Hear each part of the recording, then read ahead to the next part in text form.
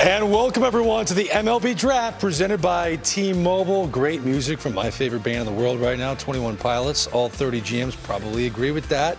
They're in their personal homes, video conferencing with their colleagues. They get set for an action-packed night. We're going to bring you all 29 first-round picks and then other selections in compensation round A. A total of 37 picks coming your way right here live on MLB Network. Inside Studio 21, it's Greg Amston with my good friends, Harold Reynolds and our resident GM, Dan O'Dowd. This is just such an exciting night. Cool night. And earlier, if you didn't get a chance to catch the pre-draft show, Commissioner Manfred, who's going to have his opening comments in just a minute, he said it best. This is kind of like the opening day before opening day, isn't it? It's the beginning. It really is. And even before the day started, I'm excited about the draft. But with the commissioner making a statement saying we will have baseball in 2020, kind of sets this whole thing to another level of excitement. And I know it's an exciting day for those draft players, but I know there's a lot of major league players going, we're going to play. I got to get ready. That's another reason to celebrate, Dan.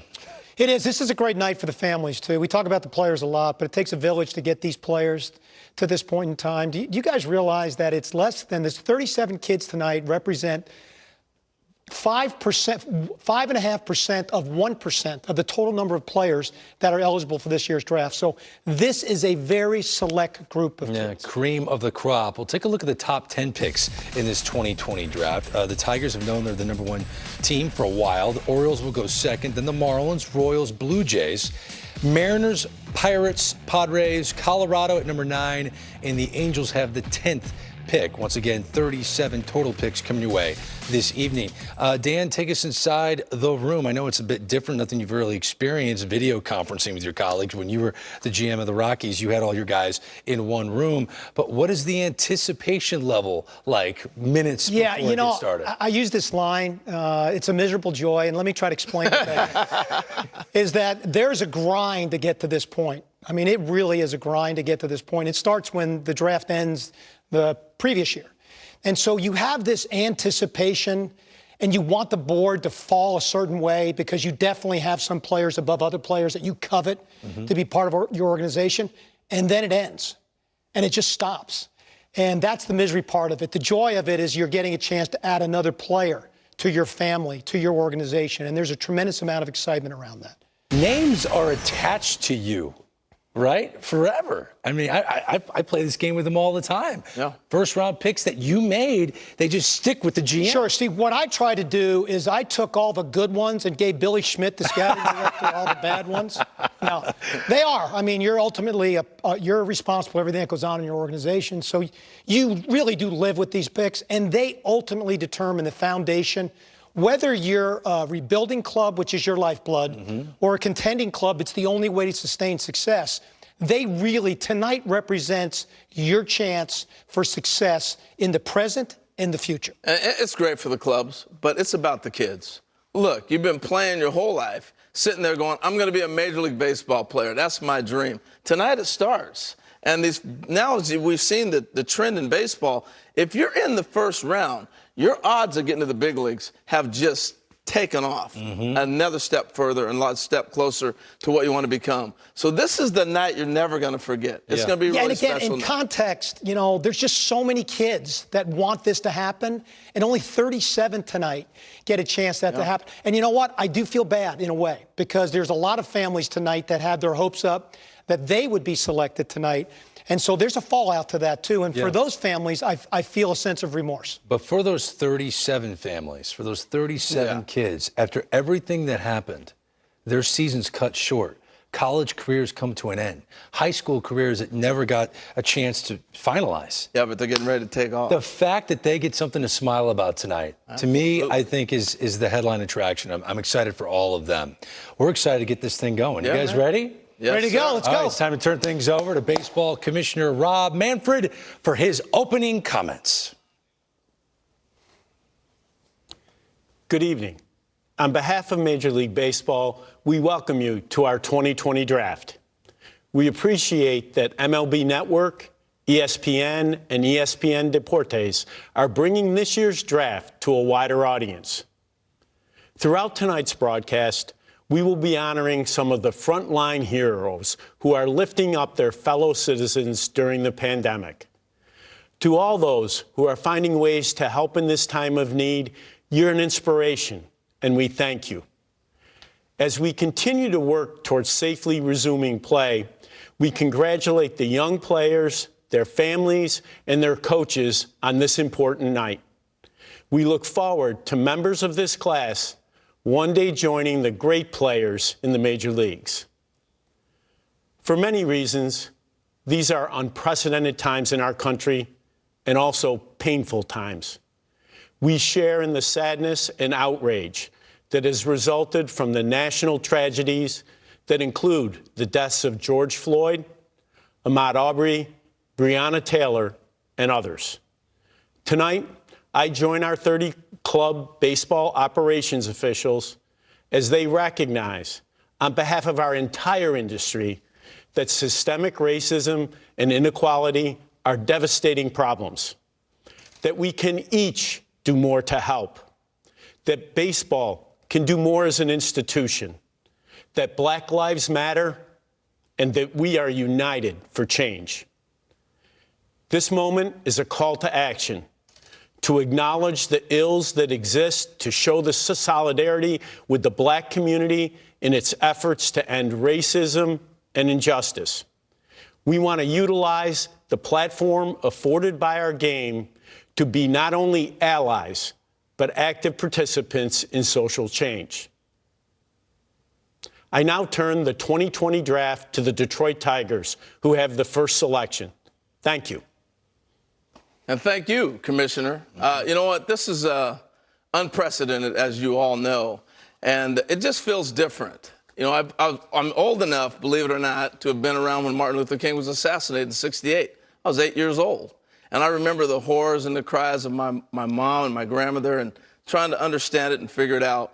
And as I got older, I saw Hank Aaron break Babe Ruth's record and still hear later all the cries that he had of people not wanting to see him cross that barrier from racist attacks. So for me to hear baseball do this and to hear the story behind Theo Epstein and Kenny Williams and the other general managers who got together to make this happen, it's very powerful. It just feels different. And I think the reason it feels so different to so many, I've had a ton of phone calls from friends, black, white, of different nationalities, races, everything, asking me to put it all in understanding and context. And I think the biggest reason it's hit us all so strong is there's not much going on in the world of sports or in the world, period, outside of what's going on because of the pandemic. You think about it. There's no LeBron hitting for 30 or Steph Curry with a nasty shot. There's no Mike Trout with a 3-homer game. It's been the conversation of George Floyd and all the other things going on with protests in the country. So it's made everybody stop, and it's grabbed attention. And that's why it feels different.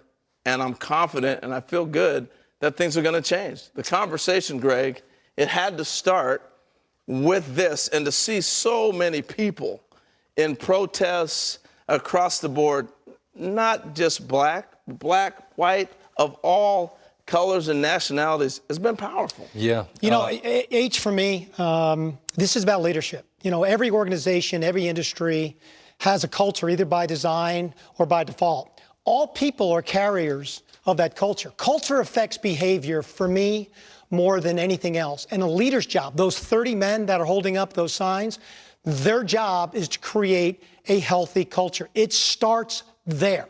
It starts and ends with leadership. Yeah. Can you imagine, did you ever think you'd see a professional organization have 30 general managers holding up a sign? It was a beautiful thing. It was a beautiful thing to says see. Black Lives Matter. Striving to make America's pastime look like America and continue that pursuit. It's a wonderful thing. As Commissioner Manfred said, the Detroit Tigers are on the clock as we are expecting Al Avila to make a historic decision. Who will be his #1 overall pick? The MLB draft from our MLB Network studios in New Jersey really get running after this.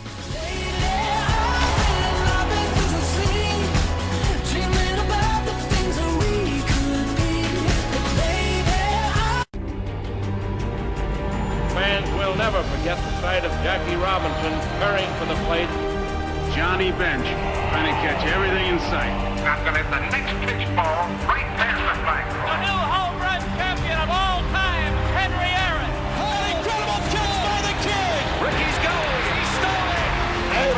left-hander. A double for Roberto. Derek Jeter with one of the most unbelievable plays. Why bother mastering something? Because when you want to create an entirely new feeling, the difference between excellence and mastery is all the difference in the world. The Lexus ES, a product of mastery. Experience amazing at your Lexus dealer. All right, I got everyone's favorite subs. Tuna for JJ, turkey for TJ. Turkey for JJ? Tuna for TJ. This is why we named your brother Derek. Get a free footlong. Yup, free. When you buy one on the Subway app. Order now. Yo, Dad, come play some ball. You're not my dad. I'm not your dad, because I'm your dad's son. If I wasn't your dad, would I be able to do this? What are you doing? I'm doing this. Make a swish. Uh-oh. Jake from State Farm. Here's the deal. There's no replacing the real Chris Paul. Not my car. Just like there's no replacing State Farm. Come on, man. Stop trying to be me. If you want the real deal, like a good neighbor, State Farm is there. Father's Day may only come once a year, but dads are always doing. This year, celebrate Dad with savings on all of his favorite things, all from his favorite place, the Home Depot. How doers get more done. Wouldn't it be nice to eat with some of your old friends? Like the Chalupa Supreme, beefy 5-layer burrito, and more. Order ahead and get your $5 Chalupa Cravings box at Taco Bell's contactless drive-thru. Dads, apparently you're one. I am one. I want to know more about what it takes to be a father and celebrate all the great dads out there. There's no doubt in my mind that I'm forever gonna be his protector. Being a father, it's a very fluid thing. Now, this dude lives here forever. Wipe my butt. Having a kid is the meaning of life. This is my purpose now. You have to be excellent. Your dad.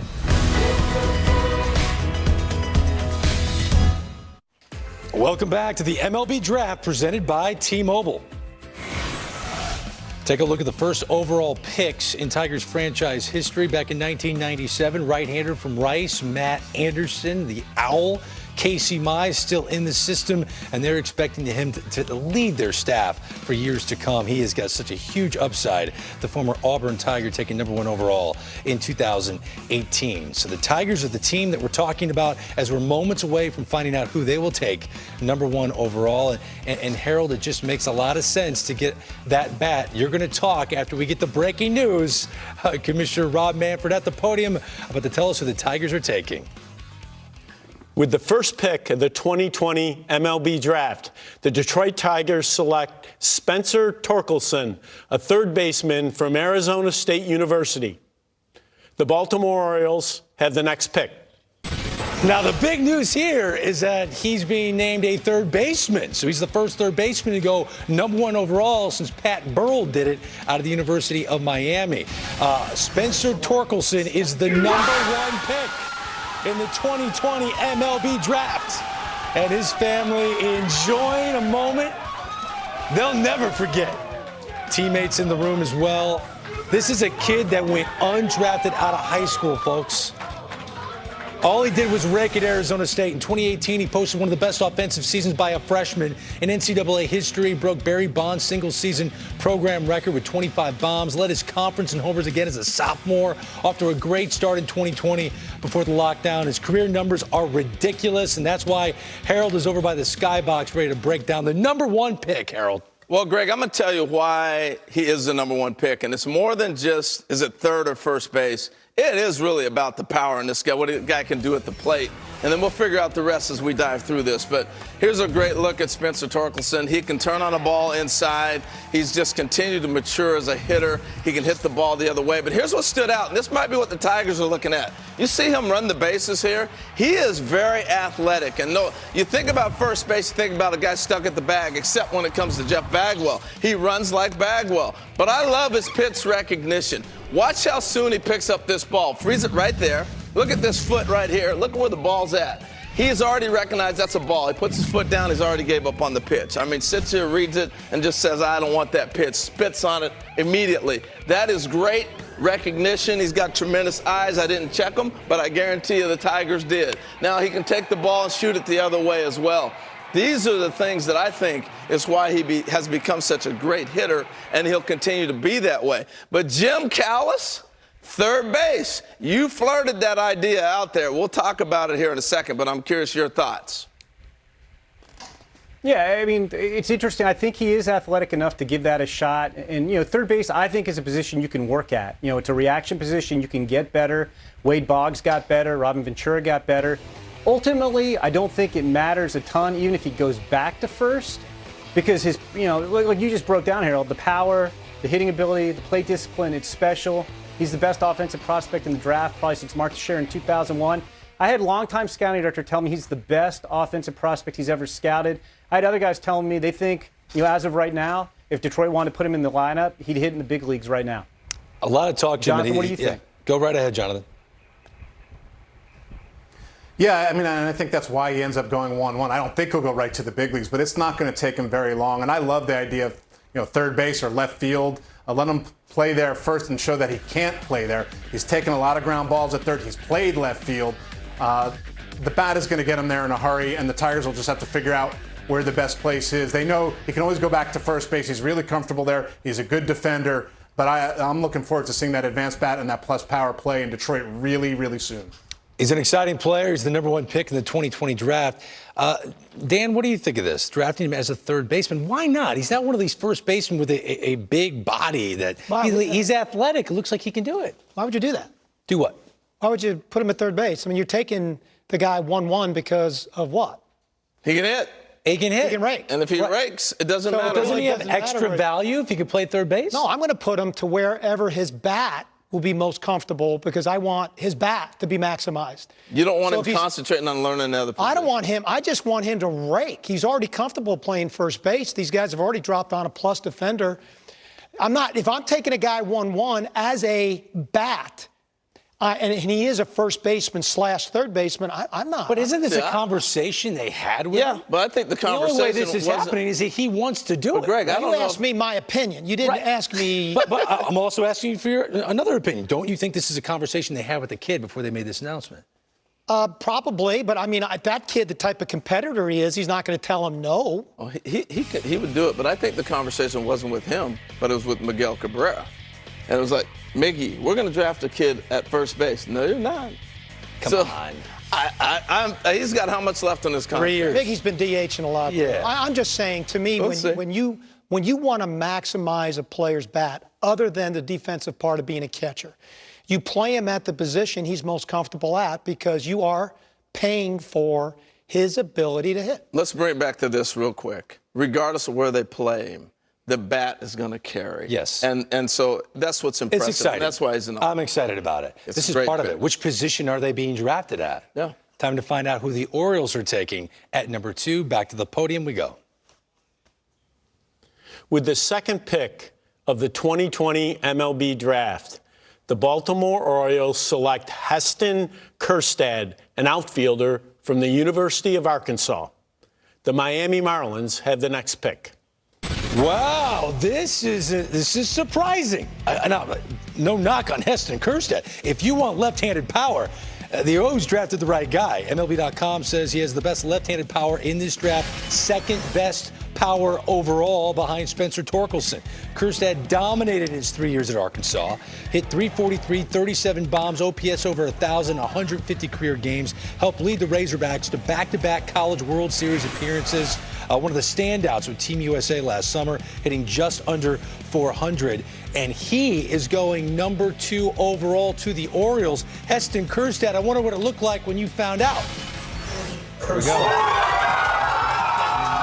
Family is fired up. The dogs. We're with the luxury of being joined tonight by Tim Corbin, the head coach at Vanderbilt, who competed in this conference against Heston Kjerstad. You were telling us so much about him. You love the player. You kind of built it up to where now this is surprising. #2 overall. Your thoughts on the pick? Well, I don't think it's so surprising. And first of all, congratulations to the Kjerstad family and Dave Van Horn in Arkansas. But my first thought is that warehouse in right field in Baltimore is in trouble. They better cover up their windows because this kid has a lot of power. He can hit. He's hit since his freshman year. And I think if you ask Dave Van Horn, he would tell you that's one of the best hitters to ever come through Arkansas. But this kid's gifted. We talked in the pre-draft show about his mind, and there's a lot of emotional stability with this kid, and it allows him to make adjustments. I do not think he has a complicated swing. There's a little bit of waggle to his hands in the preparation to hit, but if you look at him, he stays centered. There's some bat layback, and there's a lot of strength in his hands, and he has some bat speed as well. But I think this kid's going to play left field, right field, play in the big leagues for a long time, hit for some average, and he's certainly going to hit some home runs. You know, to me, guys, he got some similarities in the Helton swing. I mean, it's got that kind of finish for me. I dropped the Kyle Schwarber on him. I wish I could change that right now. I might put a 60 bat, 60 bat, 60 power. And this is an impact bat. And the thing that I really like about this kid, he started making adjustments, cutting down his strikeouts before the season stopped. He's going to continue to get better and better and better. I love this pick. I'm really in on this player. So, I mean, I think they're getting an impact player.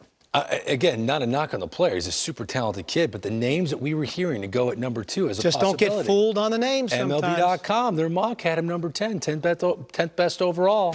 So again, Spencer Torkelson, a third baseman, drafted number 1 overall by the Detroit Tigers. And yes, Heston Kjerstad, coming out of University of Arkansas, putting on his Baltimore Oriole cap. He looks good in it. The MLB draft rolls on live on MLB Network after this. The 2020 MLB draft is presented by T-Mobile. For the cycle, I don't believe what I just saw. All-time games, every day on MLB Network. The 2020 MLB Draft Cam is presented by T-Mobile for business, connecting MLB clubs and their draft picks with T-Mobile's most powerful signal ever. Let's check in on Marlins GM Dan Hill. Mike Hill is sitting there checking things out. Mike Hill on the phone right now as we're getting closer and closer to finding out who the Marlins are selecting with the 3rd overall pick in the 2020 draft. Back to the podium we go. With the 3rd pick of the 2020 MLB draft, the Miami Marlins select Max Meyer, a right-handed pitcher from the University of Minnesota. The Kansas City Royals have the next pick. Wow, okay, Max Meyer goes 3rd overall. This ties the highest draft spot by a Minnesota Golden Gopher since Paul Molitor went 3rd overall in 1977. This guy's got some of the best pure stuff of any pitcher in this draft. He's a 6-foot right-hander, touches triple digits. Now, he tied a school record with 16 saves as a freshman, moved into the rotation as a sophomore, continued missing bats, but we're not missing the reaction. Cousin Luke was the first to stand. He was the first to stand, and there you see Max Meyer celebrating a huge night. Drafted 3rd overall by the Miami Marlins. Has the cap on, and wow, expect the unexpected. Congratulations to him. Al Leiter standing by in Studio 42. The first pitcher selected is Max Meyer. Does that surprise you? Yeah, I think, I was buying in on certainly Lacey and the discussion there, but not that far down with Max Meyer. And I love it. I love the fact that the Marlins took a guy that the prototypical, what they look for. Everybody likes a big picture, 6'4", 6'5"-ish. Max Meyer's 6 feet tall, and there's absolutely zero wrong with that because the dynamic delivery is so athletic. But you got to mention, okay, 6 foot, what comes out of his arm? 97, 98, 99 miles an hour. And I thought about a few of the big league guys. Marcus Stroman is much shorter than that, but you got Timmy Lincecum, guys that have been sick. Sonny Gray, Coach Corbin's guy, Timmy Hudson. I had to include guys, David Cohn. You're talking about you eliminate some Pedro Martinez. Are we talking about guys with great stuff that aren't 6'5"? But look at this right here. This doesn't lie, folks. This is a dynamic, electric arm. This is an alpha male type guy.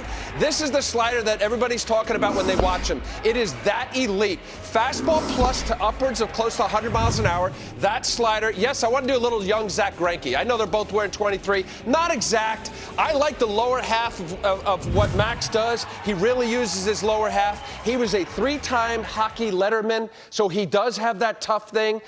He develop a third pitch, his changeup. Once that gets in the mix, who knows how the Marlins are going to use him. But this guy with those two pitches, he is big league ready with respect to elite arm. And I don't care if he's 6 foot. Yeah. This guy can throw the baseball. Yeah, his stuff is huge. Al Leiter, thank you. Jim Callis, what do you make of this? Explain this to me. Mike Hill with a surprise, Max Meyer all the way up to number 3. Yeah, I mean, he went a little higher than expected. I think we're all having rough starts to our mocks after Torkelson at 1. But like Al just said, there's nothing wrong with his stuff. You could argue it's the best stuff in the draft. I think that slider is the best individual pitch in the draft. Al showed you the fastball up to 99.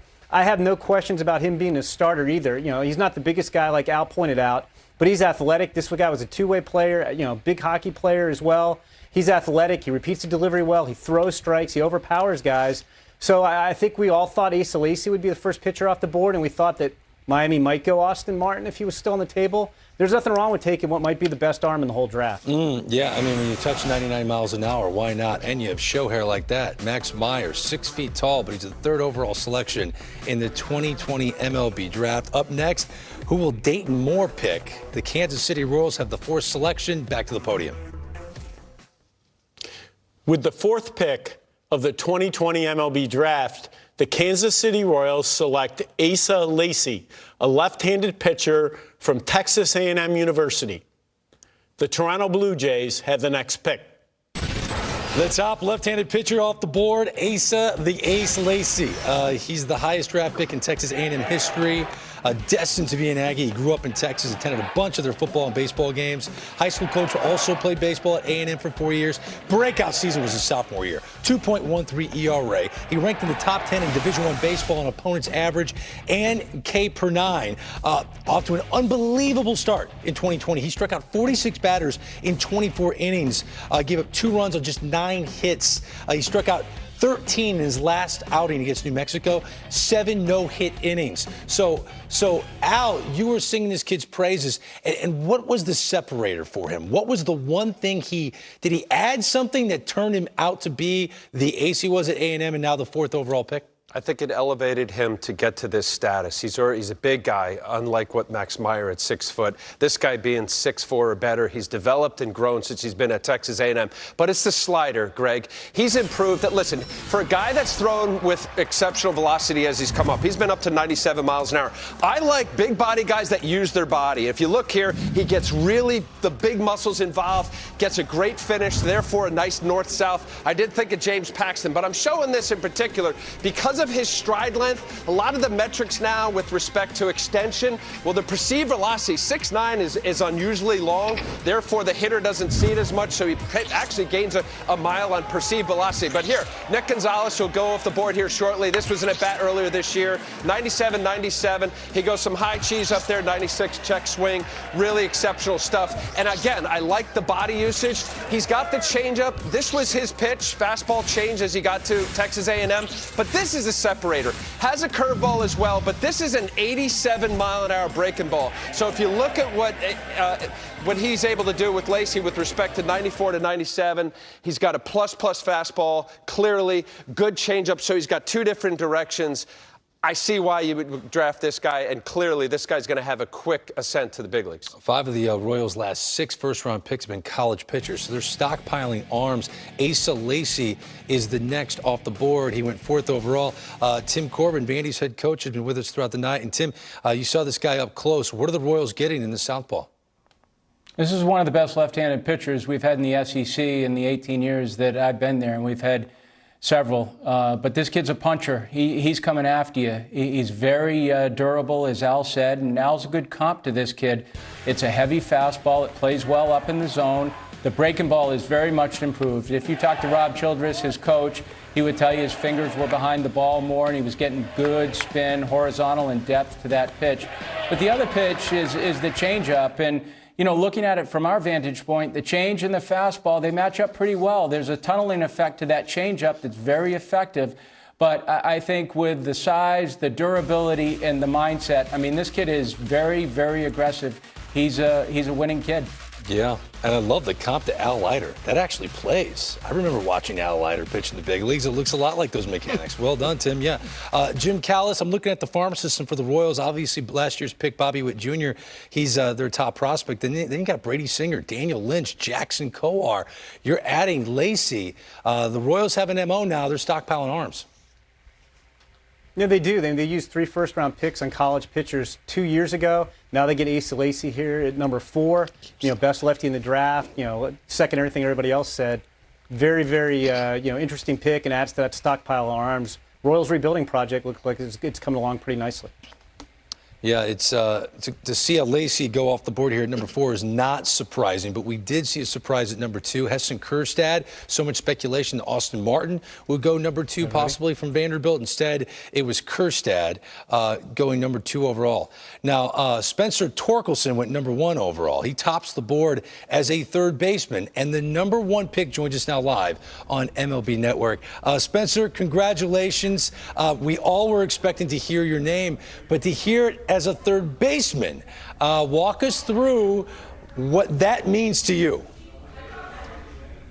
It means the world to me. To be the number 1 pick, it's such an accomplishment for not only me, but my family, all my coaches growing up, all my teammates, everyone contributed to this moment right here. And then to be as a third baseman, it shows the amount of, respect they have for me as an athlete. And I'll take it and run with it because, I like to live myself as a baseball player.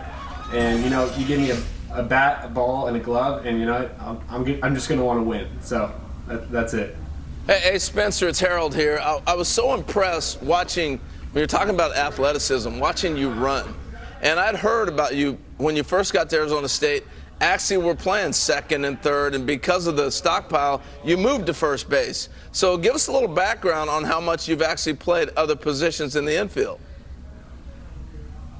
I mean, you saw the video earlier. You saw me locking down short, as a 12-year-old. And then that lasted until about 14, 15. I'll bring it back for you right here. A little base second. Oh, God. But, so I've always felt comfortable anywhere on the field. I just want to win. So whatever it takes to do that and help the team, I'm all about it. Detroit Tiger fans are so excited about you. They're watching this right now. What would you like to say to that fan base? Go Tigers, baby. You can't go wrong by saying that. The number 1 pick in the 2020 draft, Spencer Torkelson. Congratulations on a great college career and all of your success tonight. Well done. Thank you guys so much. All right, there you have him, Spencer Torkelson. And I liked hearing I loved his reaction. It means the world to me. They believe in my athleticism. Well, the biggest thing was when he went to Arizona State, I wanted to hear him talk a little bit more. But when he went there, they were stockpiled at the other positions, so they moved him to first base. So anytime, everybody takes pride in not having to be that first baseman. Yeah. If you can play other places. I just think with the power, he's going to give you 40 home runs. It doesn't really matter where I love how he's going to give you 40 home runs. I mean, that's what he's projecting to do. Yeah. That's how special of a bat Spencer Torkelson is. The next pick is in. Let's find out who the Jays are taking right now. Back to the podium. With the 5th pick of the 2020 MLB Draft, the Toronto Blue Jays select Austin Martin, a shortstop from Vanderbilt University. Hi, my name is Jeff Cortazzo, and I'm an emergency medicine physician with CHI Franciscan at St. Francis Hospital. My job is to make sure every emergency department patient gets the care they need safely and quickly. My team, the Seattle Mariners, are on the clock. Austin Martin, 5th overall to the Blue Jays. Best pure hitter in this 2020 draft class, according to MLB.com. This is the reaction. A moment he's been waiting for his whole life. Shortstop selected by the Blue Jays, and that is an organization that has plenty of position player talent already in the big leagues, already very young. They're going to add Austin Martin, who I'm sure they didn't expect to have the opportunity. They did not expect that Austin Martin would be sitting there to go number 5, but the Blue Jays take him, and Tim Corbin's with us. And Tim, how proud are you right now to see your guy go number 5? I'm just happy for him, really happy for him. And, being exposed to his growth and the time that he was here. There's so many people that are involved in his development here at Vanderbilt and even before he got to Vanderbilt. But at the root of it, just happy for him and happy for his family, and glad he's getting the opportunity to move forward with another person from Vanderbilt that's in the Toronto Blue Jays system with Gil Kim. So I'm happy for all of those guys. You've talked about his defensive versatility, what he can bring to the team offensively, but you actually did a breakdown tape where he didn't take the bat off of his shoulder to show us another aspect of his skill level. Explain this for us.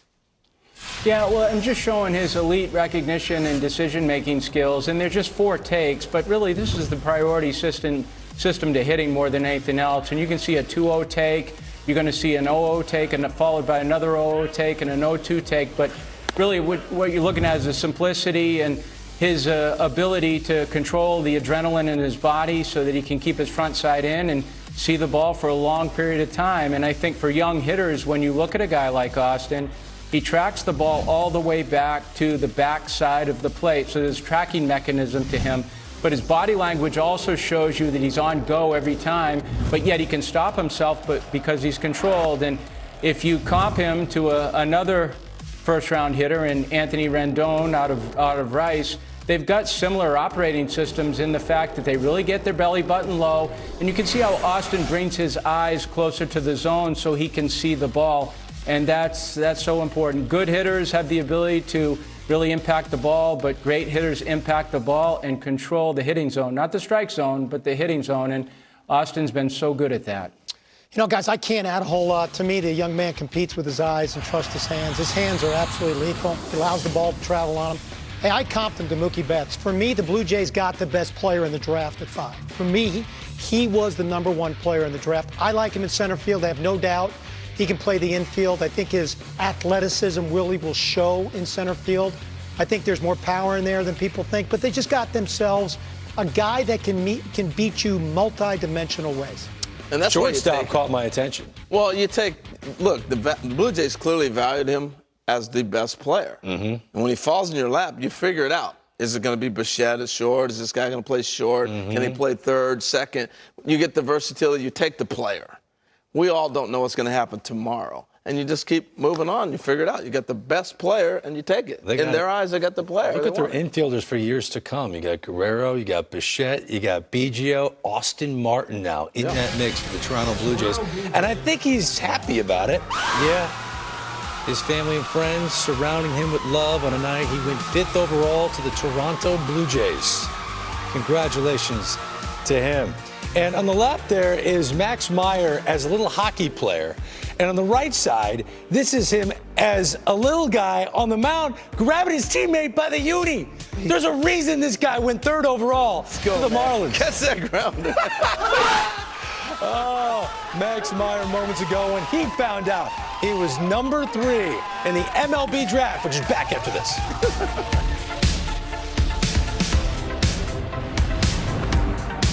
Mobile right here on MLB Network.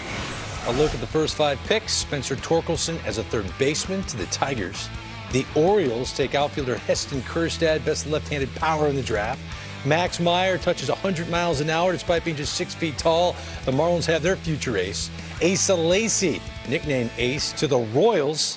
Big left-hander. And Austin Martin, who Dan O'Dowd says is the best player in the draft, going to the Toronto Blue Jays. So Jerry DiPoto's up next. The Seattle Mariners looking to hit a home run here with a top prospect. Who will they add to their farm system?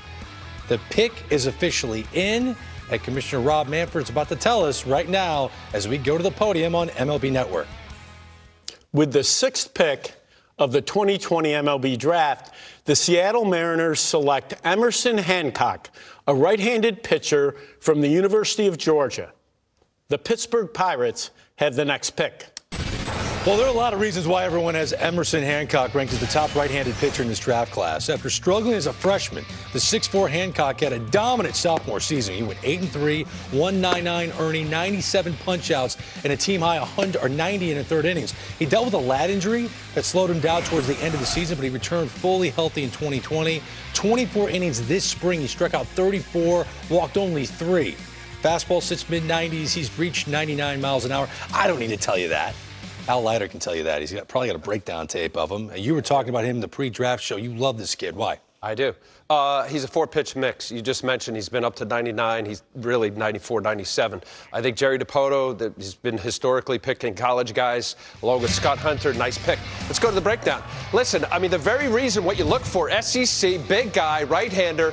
I thought about, back in the day, Chris Benson with Clemson. He was number one overall in 1996 with Pittsburgh. The body just resembled it. But just take a look here. This is what he is. And what I like about it is the unpredictability. It's smooth, it's easy, it's electric. It comes out of his hand. You see the 96s, 97s. So why wouldn't you like that? But check this out. 1-0 changeups. It's common. He likes it and he throws it. You see good tilt, 85, 86 miles an hour. This slider is really, really good. The fastball slider changeup combo. But if you just follow the glove, this is what you look for. Are there things you could work out with delivery? Perhaps. Maybe get a little tilt, maybe get a little high-low on it. But I love the fact that you have a college guy that's been successful in a tough conference like the SEC, a 4-pitch mix. He uses all 4. His curveball's probably maybe just a slower slider. But the complete package, this is what it looks like. And the Mariners, you talk about a system, he could rush through the system quickly and be in the big leagues not too soon. Yeah, I heard comps to Casey Mize, but Benson, that's a throwback comp. I thought really his body, good. Greg. Yeah, I love it. No, it's really good.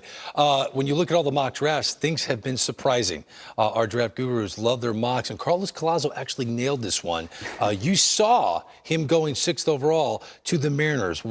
Did Hancock and the Mariners why was it such a good fit? Yeah, we're just crushing the mock today. No, this is only the second one we've got, but we did hear a lot of ties to college pitching with the Mariners, and I do think Emerson Hancock fits on talent in this range. We had him as the top-ranked right-handed pitcher in the class, and I think, like you guys have already talked about, he just has a lot of traits that you like with a starting pitcher. He's got 4-pitch mix. He's got really good fastball command. I think his fastball command specifically is some of the best in this class. There are a few questions about kind of the slot. Does he get a little bit too low at times? Does that change how the slider or the changeup plays? But I do think all those pitches are plus potential pitches, and the track record speaks for itself. All right, so the Mariners got a good one in Emerson Hancock, the college arm. We're big fans of him.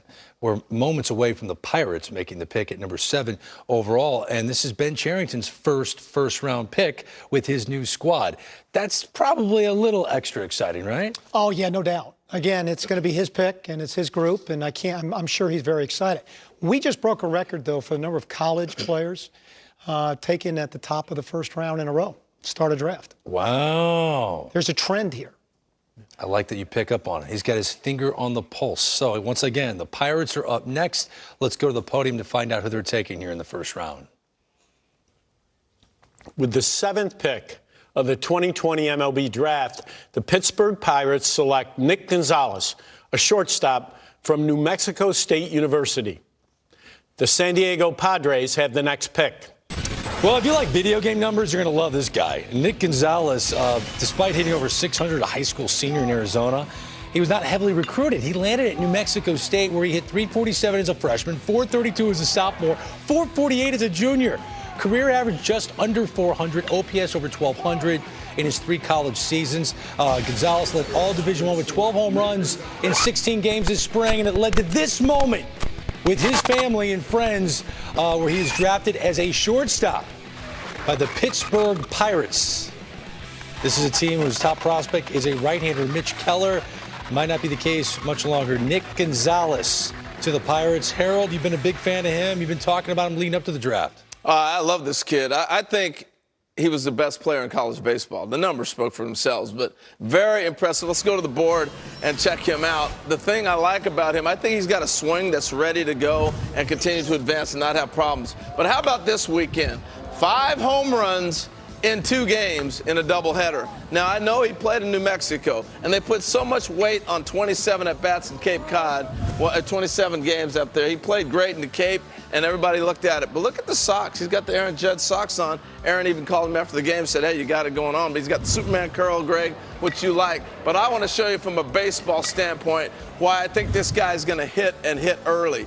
He hits every pitch in the quadrant. Look where those things stay. He can reach a ball in, out, up, down, everything. A lot of guys have to adjust their swings that are not used to being able to cover the whole quadrant of the strike zone. This kid covers the strike zone. So I see you up there, Mr. Mayo. I like this guy a lot, obviously. What are your thoughts on where he's at, and what do you think of him? It's shocking you like a middle infielder who can hit, Harold, but I think you nailed it. He can really hit advanced approach. There was the questions about altitude. That's where the Cape Cod stuff comes into play. Yes, small sample size, but he impacted the baseball with wood in his hands. That's not a problem. I don't know that he plays shortstop long term, but even if he's over at second base, he'll be above average at second, and he's just going to mash and put up numbers. And one of those advanced college bats, that will get to the big leagues in a hurry. Jonathan Mayo, thank you for the latest. So Nick Gonzalez, a kid that walked on to the New Mexico State team. Didn't have a scholarship. He walked on. And now here he is, drafted tonight in the first round by the Pittsburgh Pirates. I want to bring in a guy that went number 5 overall to the Toronto Blue Jays, Austin Martin. And Austin, before I congratulate you, let me bring in your skipper, your college coach, Tim Corbin. What would you like to say to your former player? Well, first off, I wish I was there with him, but congratulations, Marty. Congratulations to you, and congratulations to Daisy and Chris and your entire family. I know you're extremely happy. Thank you, Coach. I just want to say thank you for everything that you've done for me, for giving me this opportunity, go to Vanderbilt and just allow me to get to this position, Coach. I really appreciate you. My pleasure. Listen, in terms of where you are, I know there's a lot of emotion going on, but when your name was finally read, what were the feelings going through your mind and going through your body? I can't even explain. I think, once I heard my name selected, I think I went completely numb for a little bit.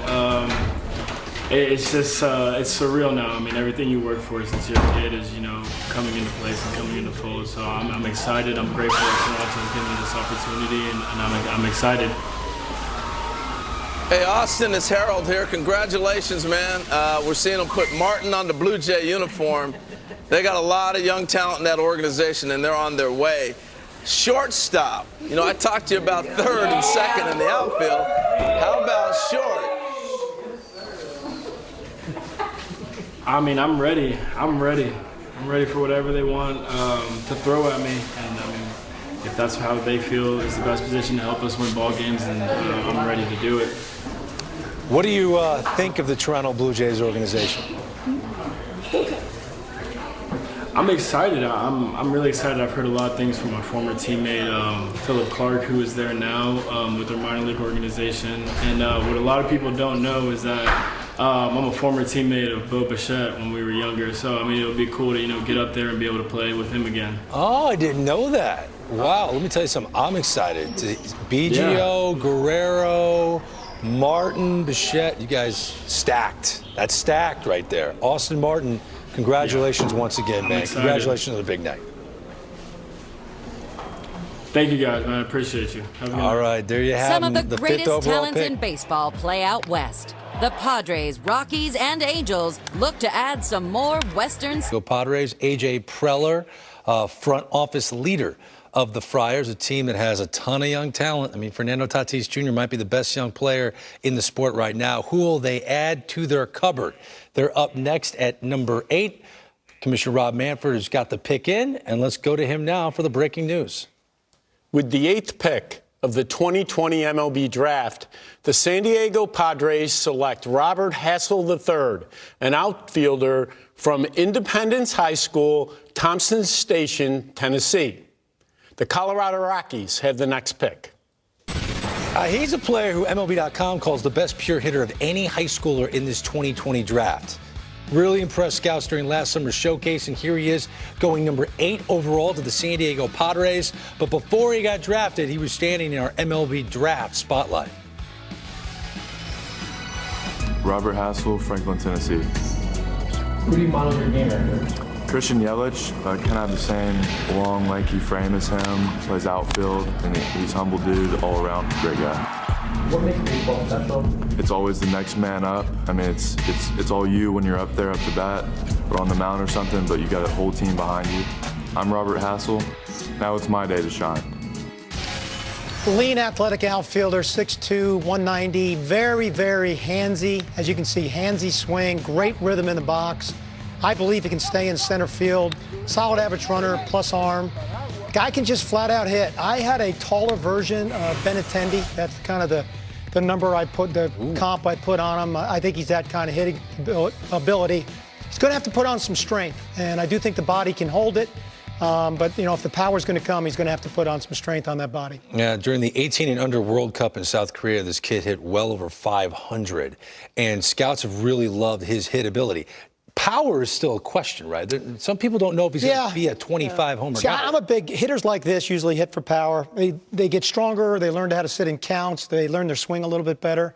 But this guy's an elite hitter. I think we make a big mistake with high school guys and say, where's the power? I agree. You grow, you mature, you figure out what pitches I can hit out of the park. That all comes. But the thing I like about this kid is the same swing we saw in Little League that you see now. Mm-hmm. You haven't had to tinker with it. And if he continues to flow like this, that's how good hitters become great, I should say. Yeah. By a consistent swing all the way through. Well, Robert Hassel III, a big night for him, joined by family and friends. Let's check in on him with our T-Mobile draft cam. Capturing the moment he puts that San Diego Padre cap on. Many believed he was going to put a Vanderbilt cap on. Tim Corbin, the Vandy head coach, knew that was probably a slim possibility because of this kid's immense talent. But as a kid that you know well, you recruited, tell us more about Hassel. Well, first off, congratulations to Robert and Jane and his family, and certainly Independence High School. But in terms of Robert, when I was at Clemson and was working with Jack Leggett, we recruited a kid named Nick Markakis, and I think there's a lot of similarities. Robert is the type of kid that if he wasn't hitting, he would find himself in this draft as a pitcher as well. But I think when you look at Robert and the tools and what he can do that Dan mentioned, he's a performer. From Williamsport, Pennsylvania to Taiwan, every level this kid has excelled, and excelled with a lot of team responsibility, but he can really hit. The power is going to come, like Harold mentioned, because he can get to the middle of the ball. And he's just a good athlete. Whether it's center field or right field, he's going to find his way because the bat's going to play. Yeah, Tim, makes a lot of sense for the San Diego Padres to go with a high school talent like this. Most selections before a first high school pick in a single draft. Dan, you alluded to this, the eighth pick, we finally see a high school player taken. You wonder if it's a sign of the times. Well, it makes sense for the type of year we're in and the collection of information, the incomplete data that we've talked about. So it does make sense that you would lean yourself more towards college selection. But a talented player nonetheless. Robert Hassel III going to the San Diego Padres. Up next, the Colorado Rockies at 9. We'll find out which young player is going to the Rocks. Let's go back to the podium to find out. With the 9th pick of the 2020 MLB draft, the Colorado Rockies select Zach Veen, an outfielder from Spruce Creek High School, Port Orange, Florida. Hi, my name is Jonathan Frosco. I'm from Long Beach, California, and I work as a firefighter in the city of Los Angeles. And I've been helping out the community during the COVID-19 pandemic. And my Angels are on the clock. Let's go, baby. Thank you so much. Zach Veen, he jumped onto the map last summer during the showcase circuit, considered the most consistent player on display. And yeah, he's fired up. He's at Coors Field someday, folks. Imagine my bat at Coors Field. This kid is just really super talented. And Jonathan Mayo, Harold made a really good point earlier. If he could have had a high school baseball season, because of the tools, the physical talent jumps off the screen, who knows, he could have been in the mix for number 1. Yeah, he could have definitely moved up, but he was actually one of the guys who played a bit in the spring and really took another step forward, and I think that helped move him into a solid top 10 range. I don't care, Coors Field, any park, Yellowstone, he's gonna hit anywhere. It really doesn't matter. It's just a really good left-handed swing. You can see how tall he is. He already knows how to leverage the baseball. There's going to be more power to come. I think he probably ends up in right field, but he'd be a really athletic right fielder. You can put him in center if you really wanted to, until he gets pushed over to that corner. But it's that bat that's really exciting. It's an athletic package. That's why you hear the Cody Bellinger, the Christian Yelich type comps, the tall, gangly high schoolers who ended up growing into a lot more power than people expected. Jonathan, we're going to do this again with this kid because he's so impressive. I want to take people back and just look at his breakdown. But 6'4", 190 pounds. He's even a little bit more weight now as you get a chance to see him. But this is what Greg, I talked about earlier. I just love how you look at how much the body changes with these high school guys. And I thought Dan O'Dowd made a tremendous point that from 17 to 18, that's probably your most biggest physical time. But a lot of folks have been talking about Cody Bellinger. Here's a look at Cody Bellinger in high school. And does he not look like Zach Veen? Totally. I mean, similar swing. And I asked him earlier who were some of the players he emulated and thought about. Cody was one. But I think this kid is really thinking big time. He's one of these guys that would walk away with the Ted Williams quote, if I want to be the best player remembered, best hitter of all time. He's going to Colorado.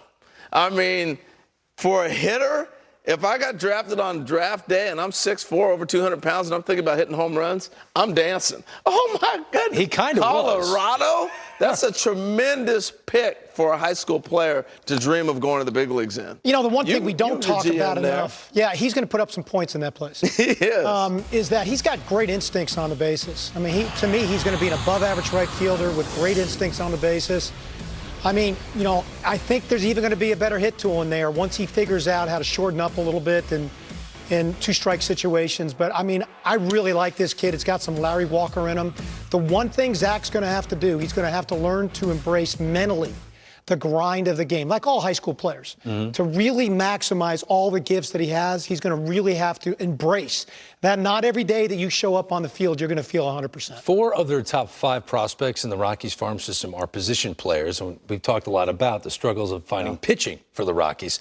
Is this just best available player that you yeah, absolutely. You make mistakes in a draft room when you go need. You take the best players on the board. That always works out. Okay. So don't read into that at all. Okay. Don't read into that, Greg. No, get the best. That makes sense. The other thing about this draft, I mean, we talked about it earlier. I really think you got 5 picks, man. You're picking a starting 5. I don't know if there's a LeBron James out there. You got to build a strong unit here, and you take the best players on the board. Well, if we spin it to the next pick at number 10, the Angels, their top 5 prospects are all position players. So to the fan at home going, they're going to draft a pitcher, you're saying don't think that way at all. The best available player. Well, they may. You ask me, I would not think that way. You would not think it's that way. Best player available. But can't predict the future, Greg. You're trying to predict the future all the time. No, I understand. Hard game. I understand. Hard game to predict the Billy future. Epler, he's working things out right now. But at some point, you have to make a decision. Go, pitching is a necessity. The Angels are a great example of that. Yeah. Pitching is a necessity. But you're not taking a kid today that's going to pitch in the big leagues tomorrow. No, I understand that. So, but who knows? If it's a college arm, maybe 2 years. If there's an arm out there right now that want to go pitcher, I'm going Mick Abel. I'm sorry, it's a perfect fit for this. Yeah, I like Detmer right here. This is a fun game. I think Detmer would be my pick, too. Yep. Yeah. Well, let's see. All right. You want to find out who they're taking? We're about to find out. Back to the commissioner we go. With the 10th pick of the 2020 MLB draft, the Los Angeles Angels select Reed Detmers, a left-handed pitcher from the University of Louisville. The Chicago White Sox have the next pick. I promise you, folks, we did not know that's who they were taking. I was just going to say, like I said, Detmers. I promise you. Reed Detmers, you're looking at the most polished left-handed pitcher in this draft class. Broke onto the scene, great sophomore season.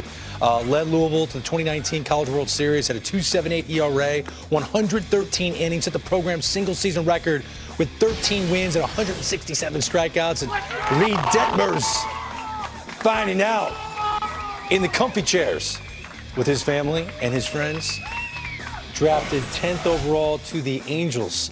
Now, we were saying, wait, if there's a kid out there that could get to the big leagues in 2 years to help the Angels, Al Leiter, you know more about the pitching than I do. Does Reed Detmers fit the bill for you? Next year. I love this pick. But before I go to my breakdown, I want to read this. You talk about old school. This is from Reed Detmers, something he posted. I'm not trying to light up radar guns out there. All I'm trying to do is locate all of my pitches. That's who Reed Detmers is. He wins. He's been there for 3 years at Louisville. Well, 2 years in this year. And what has he done? 20-6 in 30 games start, 191 innings and 284 strikeouts. Somewhere you reward that. Let's go to a breakdown here. And I'm going to say right now, yes, he's not going to light up the radar guns. But guess what, folks? If you want to throw as hard as you can, yeah, you can get an upticker too. He's got command of an aggressive fastball. What I like about him is that he uses his fastball to get to his off speed, but he will stand guys up. I showed the changeup, and now here's the curveball. This is a separator for me. It's a low 70-mile-an-hour breaking ball. When you have that speed variation, it is really tough to stay back and then also look for the curveball. But look at here. This is a real good game here. He's late in the game in 6th inning, 1-0 lead. First pitch, a little change up away, fade. Curveball at 73, fastball up and away, didn't get it inside, but you see my point, 80, 73, and 90, right? So he's got different variation and different looks. And this little cheese ball by him at 91. He's got guts, he gets after it, he wins, and I love the fact that he competes. This is a great pick by Billy Epler and the Angels. His last 4 picks, Billy Epler, have all been everyday players, and their top 5 prospects, as you alluded to, Greg, are all everyday players. Reed Detmers could be in the big leagues next year. I love that prediction. I like it, too. You know, the other thing you look at, too, Greg, sometimes is the track record. Louisville had McKay get to the big leagues quick, right? And so Dan McDonald understands that. He coached the USA Baseball. Here's Detmers, another guy who understands and has seen it happen with one of his teammates. He could get there awful quick. Yeah, he reminds me a lot of Dallas Keuchel. Carlos Collazo, you know, a lot of people dropped the Brendan McKay comparison because they went to the same school. They're both left-handed. Is there another southpaw he reminds you of? Yeah, I think Drew Pomeranz is another one that's interesting. He's been a guy who's successful with maybe not the most explosive fastball, but a really good curveball. And like you guys were all talking about, he doesn't need explosive, pure stuff. He's just such an advanced pitcher. I do think he's going to move quickly. I just don't think there are any real holes in his game. He knows what he's doing on the mound, and he comes right after hitters. He's a bulldog. Yeah, best control in this class. All of you guys were saying it. I love what he said to Al Leiter. This is Robert Hassel moments ago, putting the cap on of the San Diego Padres.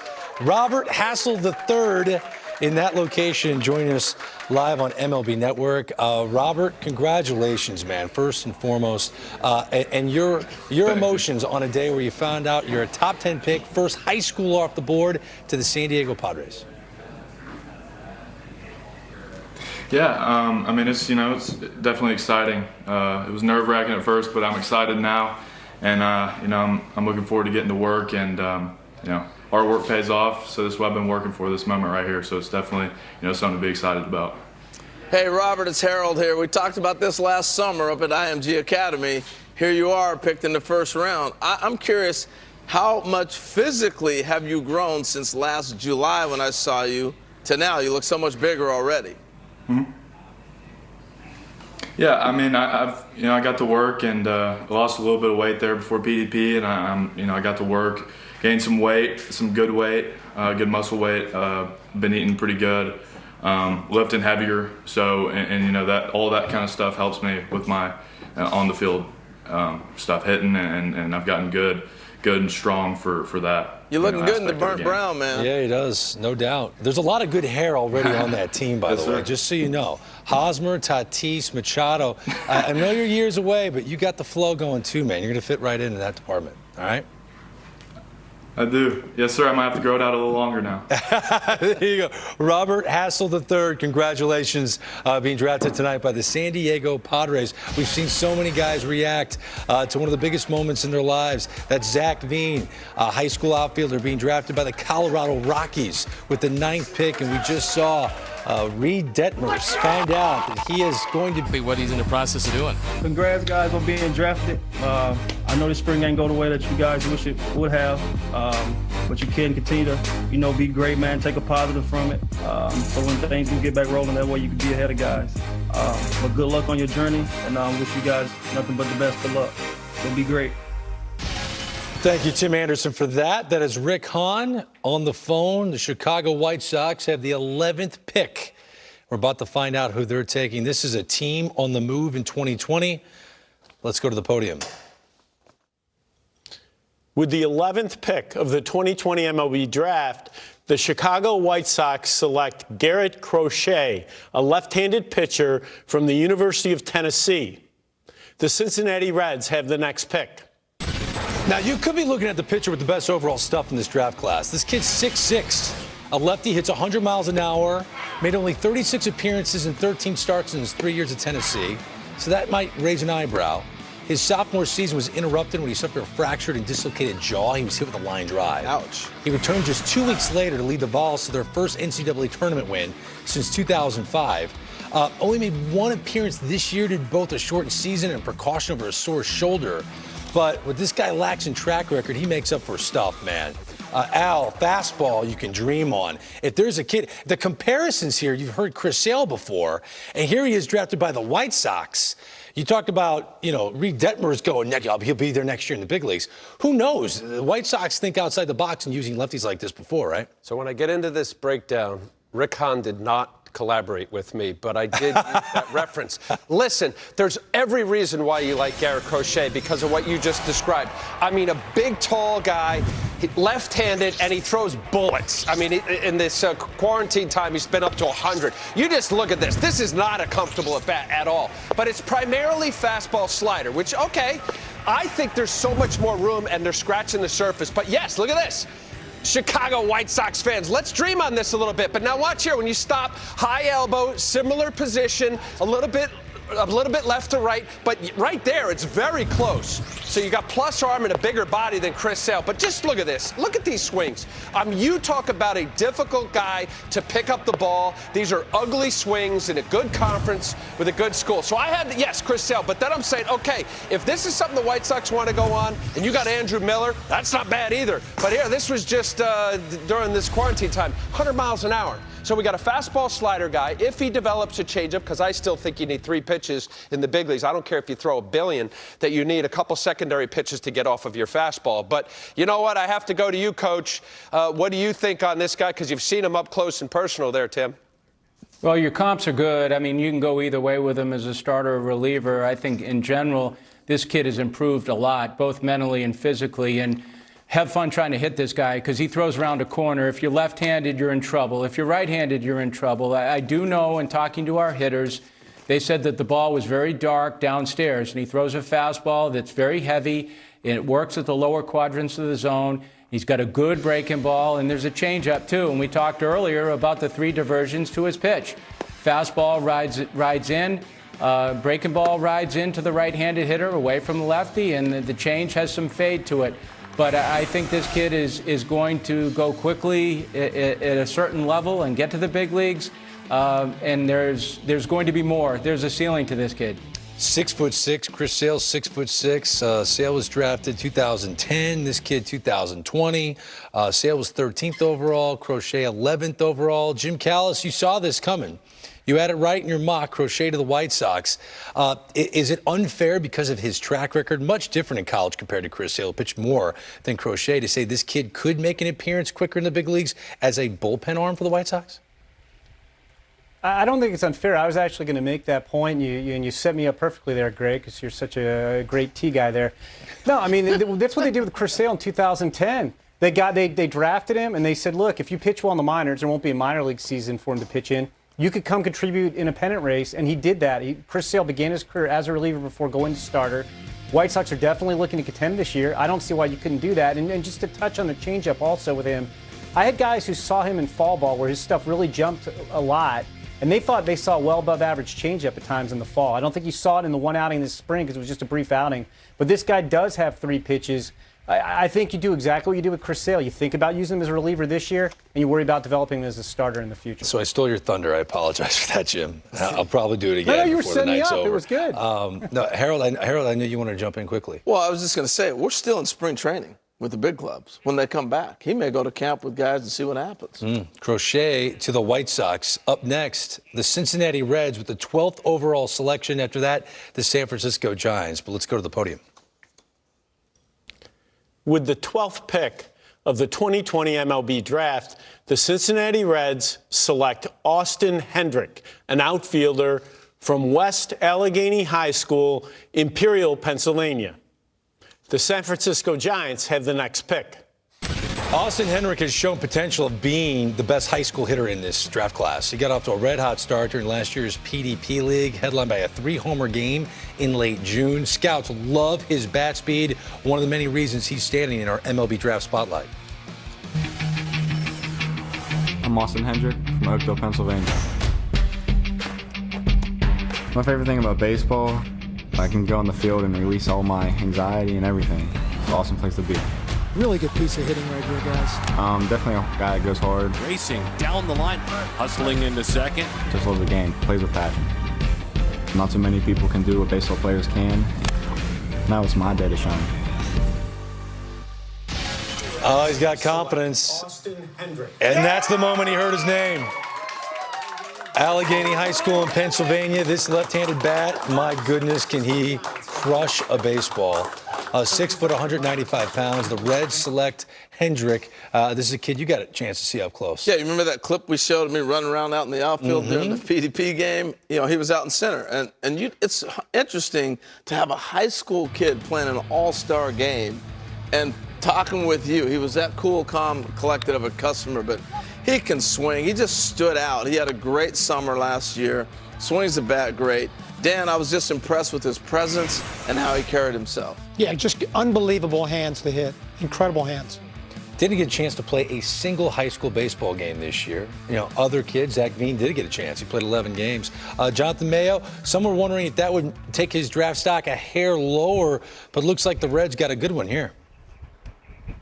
Oh, they definitely did. Yeah, here in Pittsburgh, the weather does not cooperate with high school baseball very often. So I'm glad that there was enough summer evaluation for Austin Hendrick. And you take a look at the breakdown of his tools, and we're talking raw power and a ton of raw power. You guys mentioned the bat speed.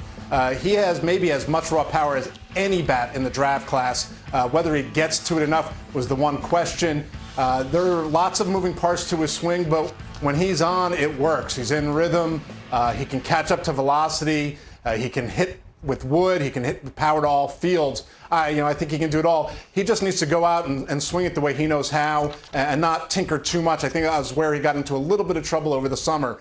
But other than that, this is a very special power bat the Reds just got. Models his game after Bryce Harper. You can see a little Harper in that swing. Got the whole, Take a look at this tweet from Heston Kjerstad, who went number 2 overall to the Baltimore Orioles tonight. Been working for this day since I was a kid. Dreams becoming a reality. And it did. Right after Spencer Torkelson went number 1 overall to the Tigers, Heston found out he's a future Oriole. And the pet dog just went bonkers. he was screaming in here. Our coverage of the draft. Big night for Farhan Zaidi and the San Francisco Giants. He doesn't look like he's stressed at all. Over the first 2 days here, the Giants are going to have 7 picks, tied for the most in the MLB draft. We just saw Austin Hendrick go to the Cincinnati Reds at number 12. And now it's time to go to the commissioner of baseball, Rob Manfred, as the Giants are set to make the 13th overall selection in this first round. With the 13th pick of the 2020 MLB draft, the San Francisco Giants select Patrick Bailey, a catcher from North Carolina State University. The Texas Rangers had the next pick. Wow, this is interesting. They just took Joey Bart 2nd overall back in 2018. He's their number 1 prospect, 14th overall in the game. But this is Patrick Bailey, top-ranked catcher in the 2020 draft by both MLB.com and Baseball America. Switch hitter, entered NC State as one of the best defensive high school catchers in the country. Quickly proved his bat was no joke. Set a Wolfpack freshman record with 13 home runs in 2018. And here's his reaction with his family, drafted 13th overall by the San Francisco Giants. Wow. Well, Greg, you look at this guy, switch hitter, power from both sides of the plate, can really swing the bat. And again, you're looking at depth. You know, it's so confusing when you start looking at baseball and saying, this is what they need. You're still drafting what they feel is best on the board. And so this is a guy that they feel like is best at the board. And also, watching this guy catch and throw, he's going to be able to do this in the big leagues, but the bat is ahead of everything else. Okay, I hear your point, but this is a college catcher. Yes. It's a college catcher who you got to assume, if all things work out, as a first-round pick, Jim Callis, he should be in the big leagues for 3 years. Joey Bart, college catcher, was the number 1 catcher of his class. I find this pick interesting. What about you?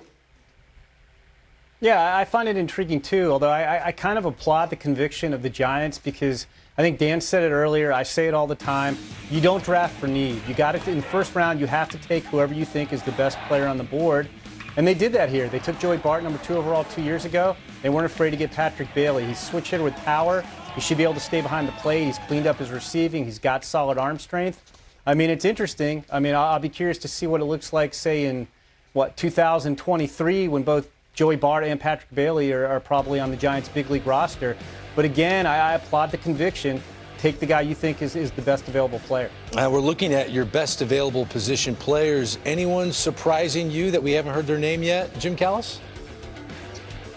No, I mean, we're 13 picks in. Everybody's been in our top 15, and we've discussed, Garrett Mitchell has great all-around tools. There are some concerns because he's a type 1 diabetic where he'd fit. And Ed Howard, we've talked about, off camera some too. I think Ed Howard's the best shortstop in the draft. But he was one guy, I think all of us doing mock drafts were having a hard time figuring out exactly where he might go. I do think with Ed, and we'll see what happens, the teams up at the very top, I think, are trying to push him into the 30s so they can give him a big overslot deal if they can get him through the first round. So we'll see if Ed can slide all the way into the 30s. It'll be interesting. Yeah, interesting, no doubt. Again, Patrick Bailey being drafted by the San Francisco Giants at number 13. A few picks before him at number 9, the Rockies selected outfielder Zach Veen, a high school superstar. And he has a huge gathering at his home, getting hugs from family and friends. And Zach joins us now live on MLB Network. Zach, congratulations. As you sit here, the moment has passed. Do you think about all the people that had a hand in getting you to this moment right now? Definitely, yeah. I'd say all the people that are here with me today are the ones that helped me get to this spot in the first place. And without everybody here, I wouldn't be where I am. Hey, Zach, it's Harold here. Congratulations, man. I'm pumped for you. We just spoke the other day. Colorado. Woo! What was your reaction when you heard thinking about hitting in Coors Field?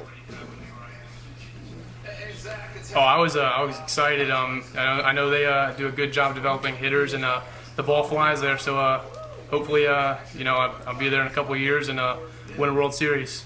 Now, you got a chance to play a few high school games before the pandemic shut things down, but you didn't get a chance to finish your high school career. Was there something you were looking to prove or improve on your senior season in high school? Me personally, no. I went out there and gave it my all, and the end goal was to win a state championship, and it just kind of sucked that I guess we couldn't do that. So that's what I was most bummed about.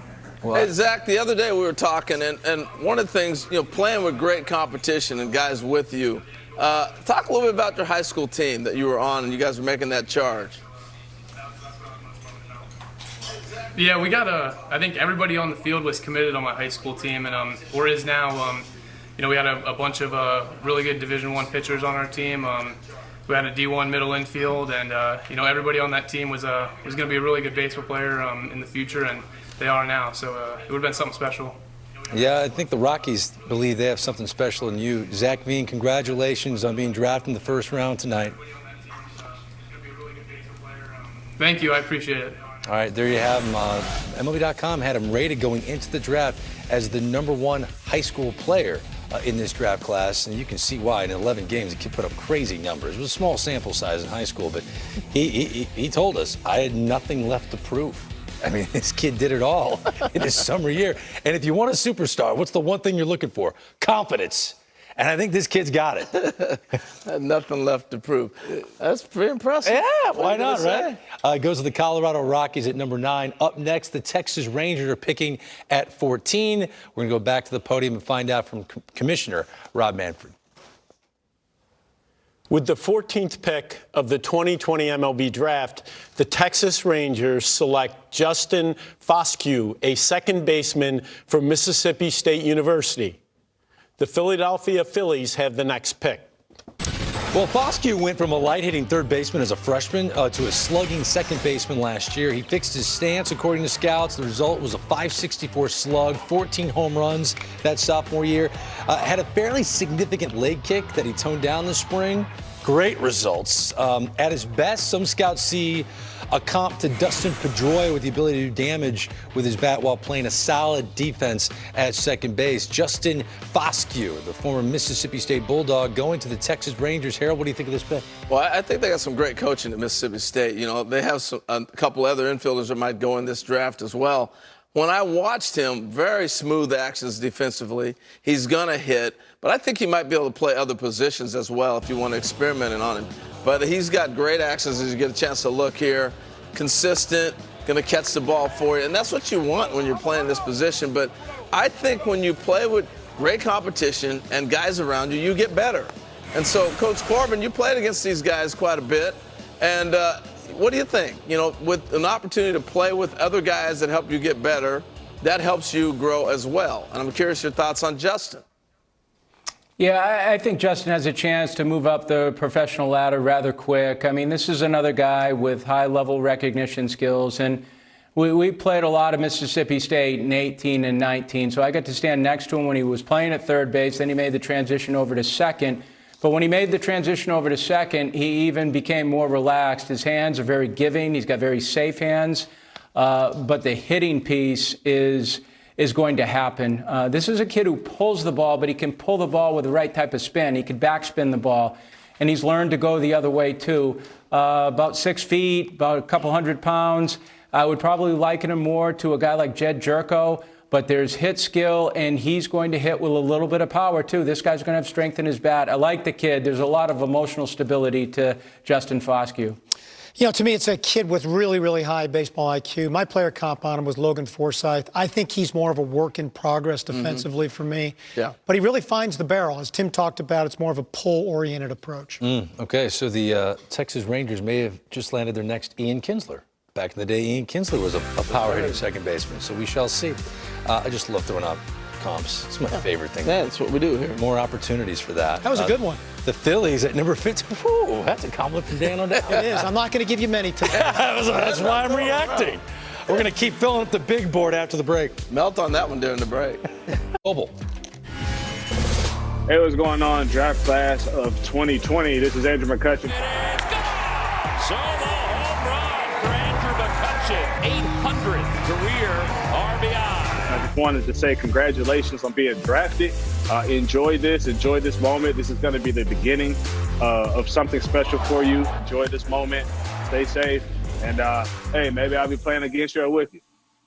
He makes me happy.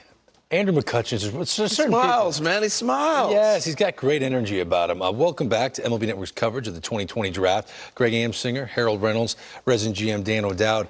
A lot of surprises so far, personally speaking. Yeah, I'm still trying to wrap my brain around Patrick Bailey going to the Giants when they already have Joey Bart. But again, this is a show that moves. Matt Klentak knows that. Moving and shaking for the Philadelphia Phillies. The Phillies are up next. We just saw Justin Foscue go to the Rangers at 14. They have the 15th pick, and we're finding that out right now. With the 15th pick of the 2020 MLB draft, the Philadelphia Phillies select Mick Abel, a right-handed pitcher from Jesuit High School in Portland, Oregon. The Chicago Cubs have the next pick. The first high school pitcher is off the board, and Mick Abel made a name for himself when he was named the Oregon 2019 Gatorade Player of the Year. He helped lead Jesuit High School to a state title. He followed that up with a strong summer circuit. Unfortunately, his senior season canceled before he can even play a single game.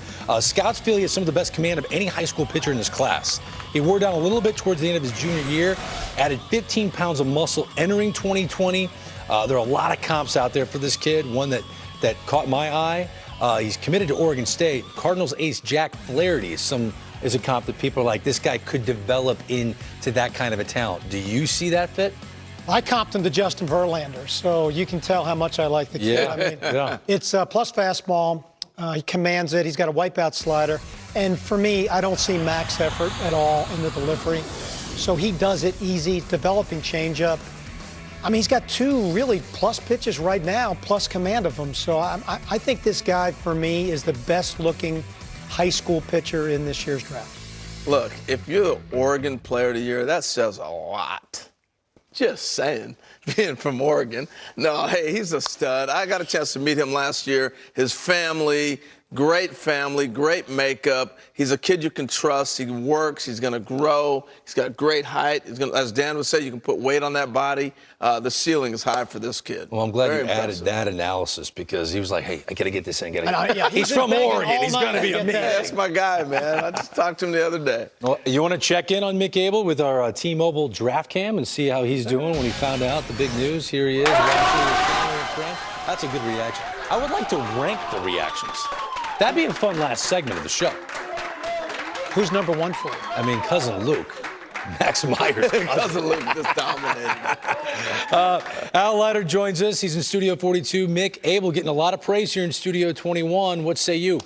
How about if I do a New Jersey comp, Rick Porcello? Hey. 2007, they're both about the same size, lanky, tall, they're going to fill out. Love the pick. It sounds like it's a broken record, but how do you not like a guy? He's already been upper 90s. There is a two-pitch mix working on his changeup, but I'll tell you, there it is, 6'5", and, he's coming at you. You look for clean delivery. I look for flight on the baseball. He's got a two-seam, four-seam. That was a two-seamer there at 94. Look at these events, by the way, in big league ballparks. That's the All-Star game last year. Command and also unpredictability. I know this is a showcase kind of a game. 3-2 slider, paint. I don't care. Big leaguers, I have a tough time with that one. 2-1, again, just watch the location. Watch where he throws it. Down and away. Might have got a little something there, but my point is it's a smooth, easy delivery. Ball comes out. You got a nice little comp right there. I showed a little overlay. Fastball, slider, out of the same point. We talk about tunneling a lot. I think this kid does it. He's very mature. He's intelligent. Was going to go or may go to Oregon State. How cool is this, guys? Quarantine time, right? Check out the guy who just caught that. Yeah, last year's #1 overall, Adley Rutschman. So he's been around it. Like it seems like I'm loving all these guys, but why not? They're mature. They have great programs. He's understanding of the analytics of where we are today. Like the pick. I do. It makes a lot of sense that you're being positive. I mean, the producers gave Al a list of the pitchers, and who are your favorite? Break them down. So he picked the guys that he liked the most. Not shocked that Adley was there. The Oregon guys stick together. Oh, here we go again. Is Commissioner Rob Manfred from Oregon? I don't think so. No. He's not. back at the podium, though, in Studio 21 with the Cubs pick. Let's go there now. With the 16th pick of the 2020 MLB draft, the Chicago Cubs select Ed Howard, a shortstop from Mount Carmel High School in Chicago, Illinois. The Boston Red Sox have the next pick. Wow, the top high school shortstop in the 2020 class is off the board. MLB.com considers him in the mix for the best overall defensive player in this draft. You're seeing him in the cage, but Harold loves showcasing this guy Pickett at shortstop. The bat, some scouts think that there needs to be some more development, but they think there's going to be a lot in the can. But tell us what you like. Well, Greg, you said it. The defense is separator. He's got elite defensive skills. Using that word elite, a lot of folks have been saying it. But I think he's ready defensively to catch a ball in the big leagues now. But he broke on the scene in Little League World Series. Talked about this before. Ed Howard was on that team from Little League that went there, with Troy Hawkins, Torrey Hunter, and all them. Here's some workout video of Ed this winter. People were wondering how is he going to recover after he had some shoulder injury last year at the end of the summer. Look how smooth he is. Very few guys at this age can take ground balls knowing that are going to be hit to you and then translate it into a game when you don't know a ball's coming at you and make it look like it's a fungo being hit to you. That's Ed Howard. He is that smooth, that simple, defensively making the play. Why do I think he can hit? I'm going to throw a little knowledge at everybody out there. When have you seen an infielder with great hands, an Vizquel, a Ozzie Smith, or somebody in that range that has that good of hands, does not track a baseball well? Ed Howard will hit. He tracks the ball well because he's got a great defender. You want to see a guy catch a great ground ball? He'll probably make contact. Mm-hmm. He's going to grow into his body, and I think sometime he'll be a good hitter. Barry Larkin dropped silk on him when he was coaching him out there last summer and spent a lot of time. He reminds me a lot of Barry Larkin. There's some Barry Larkin in him when you start talking about comps. But I really think this kid is really special. Comping him to a Hall of Famer. Comping them all, right? It's better to put him in it. Mm-hmm. At least comped him. Yeah, but you agree he's the best defensive. You think he's the best defensive player? Yeah, but it's a special pick too for Chicago with what Theo Epstein and those guys are trying to do. Yeah, it's the first high school player they've taken the first round since Albert Elmore in 2012. Now I want to change gears just a bit. It's 8:46 here on the East Coast, and of course that number is taken on a significant meaning across the world in the last few weeks. As we saw earlier tonight, front office executives from every single Major League Baseball team held up signs in support of Black Lives Matter. Now, they're doing more than that, folks. The head baseball operations official of each club is personally donating to groups such as the NAACP Legal Defense and Education Fund, Equal Justice Initiative, Color of Change, Campaign Zero, and the Jackie Robinson Foundation. MLB, its clubs, and owners are also making donations to benefit these 5 organizations, and they're on your screen right now. Earlier this evening, we heard in the opening remarks from Commissioner Rob Manfred, Major League Baseball's support of the Black Lives Matter movement and where he sees the future of this sport in this regard. And Harold, your comments right after the commissioner were spot on, and they were terrific. And I also want to commend one other guy specifically, and I know you do too, Theo Epstein. I don't know if we would have had the moment where all 30 front office executives stood with that sign, which I thought was powerful, without Theo. And tell us more about that. Well, I got a chance to talk to Theo about it and how this all came about. Really, I talked to Kenny Williams first, gave Kenny a call, and he said, Theo's driving the boat on this. He doesn't take a lot of credit for it, but Theo, you are to be commended. And you think about it, he was at a rally in Chicago on Thursday. Riding his bike to the rally, went to the rally, and he was so impressed with this generation of young people. Anybody who's watched the protests, it is a combination of youngsters out of college students from all races, all backgrounds in these protests. Theo said he could not figure out how to get to sleep. It was on his mind so much that there was change he could do and start. And he started contacting all the different friends that he has that he was close to, and it morphed to all 30 major league teams that he was able to reach the GMs and come up with this idea to really start to implement change. And it's about action. And so I think that's how this whole thing gets started with baseball and the Black Lives Matter movement for the GMs here. His comments to the media leading up to the draft a couple days ago, Dan, I thought they were powerful. He said he needs to do better. And this is a guy that's wildly successful. We all need to do better when it comes to this. Yeah, no doubt. It's a personal feeling that each of us through this process begins to reflect back on our own thought process, decisions we made, things we understand, things we don't understand, what we've taught our children, what we've been taught, because we're a byproduct of our life experiences. So I think when you start dialogue, nothing bad can come out of that. And in this game, we got to inject change in the front offices, the executive order. And when Theo is at the top of the chain and he's going to put people in that front office, that's what changes so much. And that's where the big change comes, not just players. No, but it's guys that have impact to make a change on the field. 100% correct. So the guys I've hired in my front office look like me. They come from similar backgrounds, similar education, and he needs to mix things up. He needs to change things up. He made a first-round selection in Ed Howard, high school shortstop regarded as the top defender of any position of any player in this draft class. We're back after this.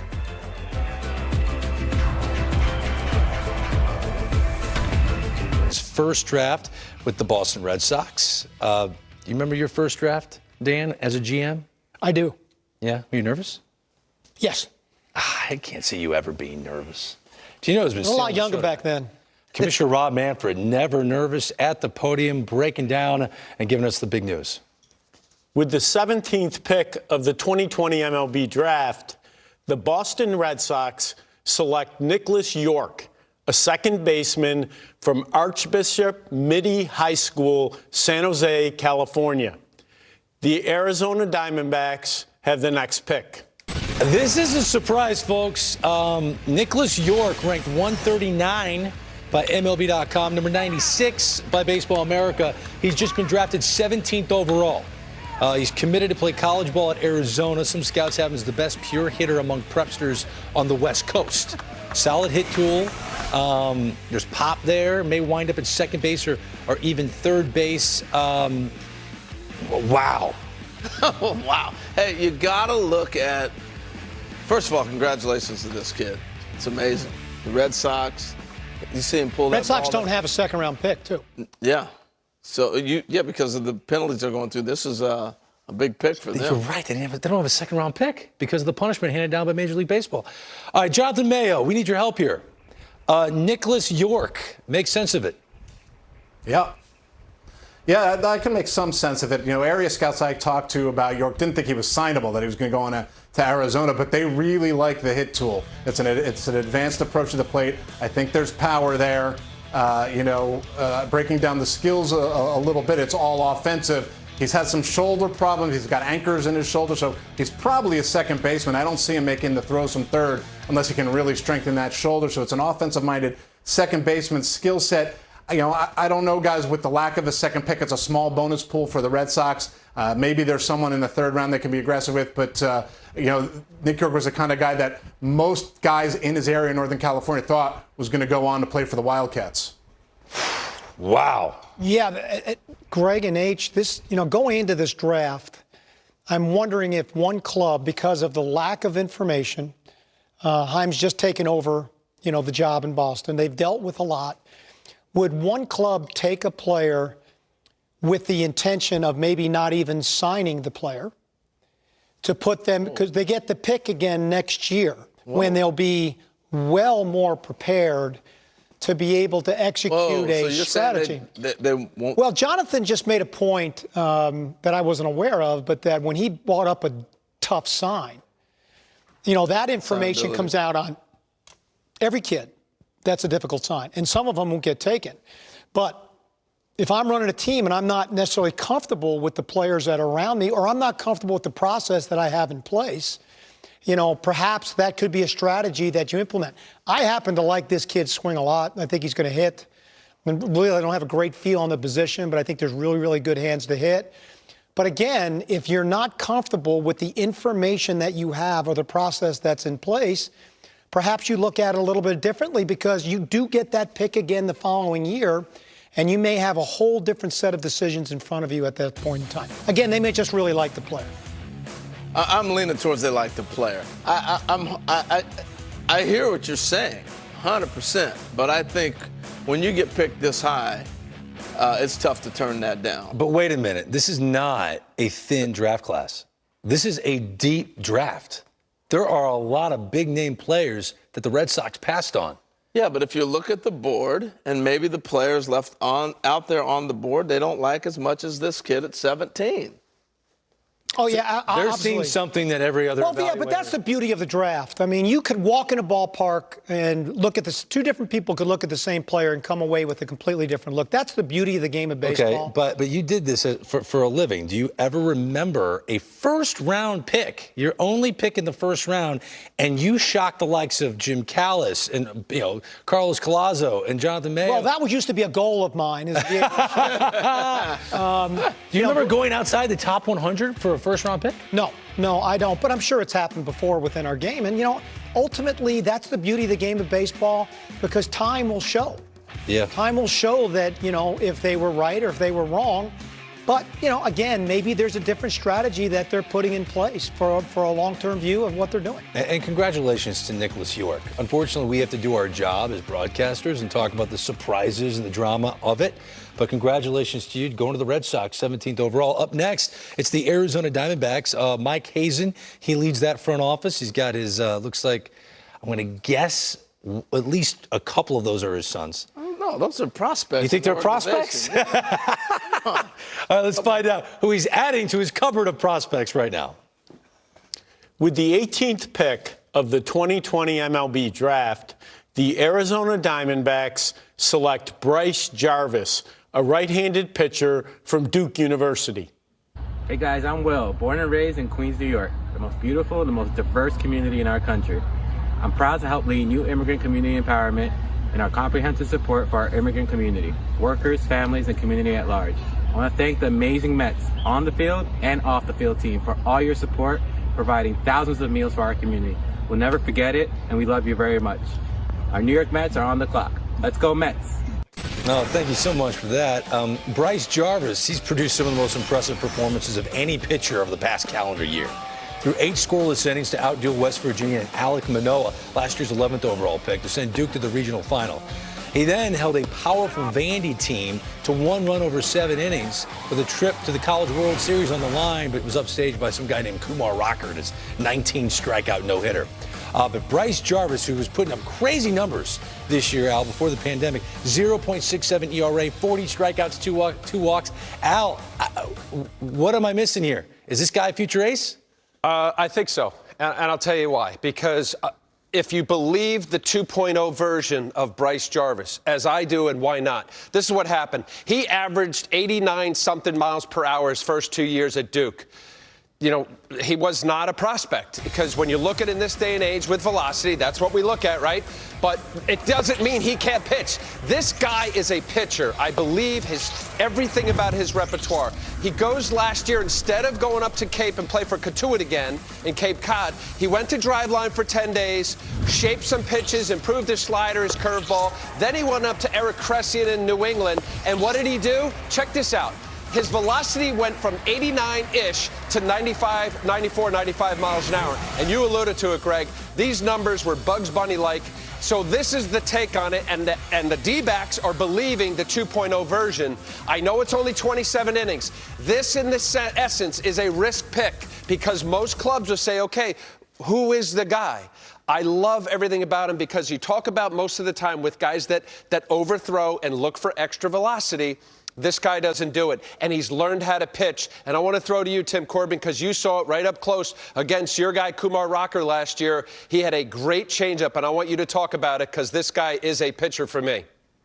Yeah, and I'm a believer in what he does, too. This guy has a lot of weapons besides the changeup, but we did a film breakdown because I just really wanted to show his changeup here. And you're going to see 4 different changeups against our hitters in the Super Regional, 2 to left-handed hitters and 2 to right-handed hitters, which is a skill in and of itself, because not a lot of pitchers can do that, but this kid can. But what you're going to see is you're going to see a tremendous amount of fade, anywhere from 14 to 15 inches. And I comped him to Jack Morris. Now, they've got similar deliveries. Morris has the split, Bryce has the changeup, but you can see the pull down on the ball.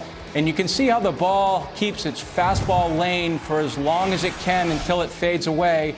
And when it gets into that decision-making area for the hitter, it's too late. And I think besides the fastball, as Al mentioned, he's really ramped up on the fastball. The slider is a good pitch. But the acumen, the athleticism, the PFP skills, the son of a former Major League pitcher himself, I'm happy for that family. But this kid is... I don't think there's any risk at all. This is a big league starter. Yeah, Tim, since they've been keeping Division I baseball records in 1957, only 31 perfect games, this kid threw one of them against Cornell, drafted but tonight by the Arizona Diamondbacks. 3 passionate fan bases are just waiting with bated breath. Mets fans, Brewer fans, and Cardinal Nation, they're up next, picks 19, 20, and 21, when we continue. Saturday, 10 a.m. Eastern on MLB Network. Hey guys, it's David Wright with the New York Mets. There it goes, home run! David Wright has hit his first World Series home run. Just wanted to shoot you a quick message, and first off, congratulate everybody, the draft class of 2020. Certainly something that you should hold your head high and be proud about. The long-term goal is within reach, and you guys are one step closer. So congratulations again, and I can't wait to follow your careers. A pep talk from Captain America, David Wright, Brody Van Wagenen working the phones, getting set to make the pick at number 19. We saw Bryce Jarvis off the board at number 18 to the Diamondbacks. Let's see where the Mets go. The Brewers right after that at number 20. Here now the commissioner, Rob Manfred, at the podium. With the 19th pick of the 2020 MLB draft, the New York Mets select Pete Crow Armstrong, an outfielder from Harvard Westlake High School, North Hollywood, California. The Milwaukee Brewers have the next pick. This kid's a fire plug, man. Another top pick out of Harvard Westlake High School in California. He joins the likes of Jack Flaherty, Lucas Giolito, but this kid, he's not a pitcher. Pete Crow Armstrong, he's been on the scouts' radar for a while, and he's been standing in our MLB draft spotlight. What's up? I'm Pete Crow Armstrong. Now it's my time to shine. Who do you model your game after? I have two of them right off the bat, and it's Javi Baez and Ronald Acuna. I just think they're probably two of the most fun players to watch in the game. You want to talk about one of those let the kids play moments? I think people just enjoy to watch people have fun. He is fired up. That's what I love so much about the game, is that it gives any person of any age the opportunity to just let loose. I get to be myself on the field, and I think it's pretty cool. His emotion just comes through when he plays. How about when he finds out he's been drafted? Okay. A little subdued. He's emotional. Pete Crow Armstrong, drafted 19th overall by the New York Mets. It's the third straight year that the Mets have taken a high school position player with their first pick in the draft. His family and friends so happy. And this kid, he's got the moxie for it, man. He does. And one thing we haven't talked a lot about is outfield defense. But he's been regarded, and you know more about it than I do, as one of the better defenders in the outfield in this draft class. Yeah, best defensive center fielder in this draft class. I mean, he just doesn't play defense well in center field. He plays it exceptionally well. You see guys that can go back on balls and more lateral. This guy goes to the gaps as well as anybody. He's instinctive. He's moving before the ball is hit. His defense is game-changing. He's got really good bat-to-ball skills, a little bit of a drifter that he'll have to clean up in pro ball. I'm sure he'll do that because he does find the barrel. I mean, this guy is a guy that can control center field for years in Citi Field. Offensively, I've seen comps to Brett Gardner. Is that fair? Yeah, I dropped a Darren Erstad on him. Ooh, okay. He had some similarities for me for Darren Erstad. All right, now he's a Vandy commit, so I got to ask Tim Corbin what he thinks of Armstrong. The glove is really that special? Yeah, it is. I mean, there's no doubt about that. Dan alluded to it, but Jack Leggett, who I used to work with, he said this guy could play center field in the big leagues right now. And I did a little bit of breakdown on him. Two particular catches right here, one to the glove side and the backhand side. And this takes timing and athleticism, but the way the game's being played right now, ball in the air, the value of this type of player is important. We have a comp right here of Kiermaier. Sam Wild turned him around, so you got a comp right there. You're going to go back to the other side right here. These are defensive RBIs or RTAs, runs taken away, and that has value. This kid has the ability to do that type of, or has that type of skill to play defensively. And offensively, too, he can swing the bat. He's more of a slasher, but I think once he grows into his body and gains strength, you're going to see a lot of production that way, too. Pete Crow Armstrong. I love the breakdown. Flipping Kevin Kiermaier to a lefty. That's beautiful. Tim has been nailing his breakdowns tonight. A big league name, though, man. Come on. It does. Pete Crow Armstrong, I mean, that fits in New York. I tell you what, he's a great kid, too. He's a great teammate. He's a really intelligent kid. He's really a very interesting package. Mm-hmm. And the comparison game to Erstad is compelling because Erstad had some monster offensive years. He did. Yeah. Okay. Well, that's why the kid was just selected 19th overall. Up next, we have the Milwaukee Brewers with the 20th overall selection. An interesting farm system, a team that's ready to win right now. And I'm always interested, teams that are ready to win right now compared to the teams that are rebuilding, are those different philosophies that you've come to learn? Not according to you. Not according you to are Dan. just trying to get me to say yes. something. You say yes. I say yes. We're on the same vein there. Right. Look, I'll take a high school guy if I know I'm 5 years away. You know, but if I'm ready, to impact, I do believe the White Sox took a pick that they think is going to help them when they're ready, if not Garrett this Crochet. year, next year. Garrett Crochet. Yeah, so I think that happens. I agree. I don't think you can paint anything in the game of baseball with the same brush, but I think trying to predict the game of baseball is a very tricky proposition. You got to get the top player at the board, I think. We haven't seen that so far. We've seen teams making deals, it looks like. Yeah. And getting creative so far. Again, we're looking at a very, very college-heavy draft so far. Heavy draft. Which is what we talked about. I remember the Padres a couple years ago with their pick. They picked for the whole draft. I think that's the philosophy here. 5 picks, you're going to get 5 players. According to MLB.com, this is the worst farm system in the game. The Milwaukee Brewers. Ouch. They need to improve it. Greg. I'm just giving you the truth. You're mean. So is the commissioner right now. With the 20th pick of the 2020 MLB draft, the Milwaukee Brewers select Garrett Mitchell, an outfielder from UCLA. The St. Louis Cardinals have the next pick. If I'm a Brewer fan, you got to be fired up for this guy. And MLB.com ranked him the 6th overall player in this draft class. might have the best collection of tools of anyone that we're talking about tonight. He broke out in 2019, his sophomore year, hit around 350, OPS just under 1,000, 18 steals in 62 games. He didn't play at all last summer in the fall due to fall due to a leg injury. Returned healthy this spring, hit 355 in 15 games. Now, he's shown massive power in batting practice, but it hasn't translated into games yet.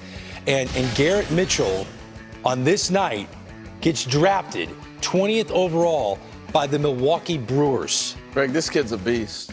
Look, I mean, he's a big kid. You heard, comparisons to Kirk Gibson, but I heard Devon White in center field. The power's off the chart. This last summer, he did not run to first base over 3.9. He's got that kind of elite speed. All right, but he did slide to number 20, so it's a gift for the Milwaukee Brewers. Carlos Collazo, it's a guy you've been talking an awful lot about. Garrett Mitchell going here. What are your thoughts on that? Yeah, I think it's a great value. I mean, he was the top-ranked player on our board here. We thought he was going to be a wild card, and he did slip a little bit, at least in terms of where we think his talent fits. I just think he has the ability to impact the game in so many different ways. He's an 80-grade runner. He's going to be an impact defender on the field. He's going to be dangerous on the bases. You guys were talking about his power. I think that's the question with him. Going back to his high school days, he never really impacted the ball with authority consistently in game. I think that's something that he can kind of figure out as he maybe tweaks his swing or grows into his power more in game. But the raw power is in the tank. It's just a matter of does he kind of get into that in game. Yeah, 6 home runs over 3 years at UCLA. Harold reminded me that UCLA is a big yard, so I'll give him that. But Tim Corbin, this is a guy you get a chance to see up close. Do you put the power stats in college off to the side and go, the Brewers got a steal here at 20? No doubt. He doesn't strike out. I mean, there are limited strikeouts this past spring. We got to play against him early.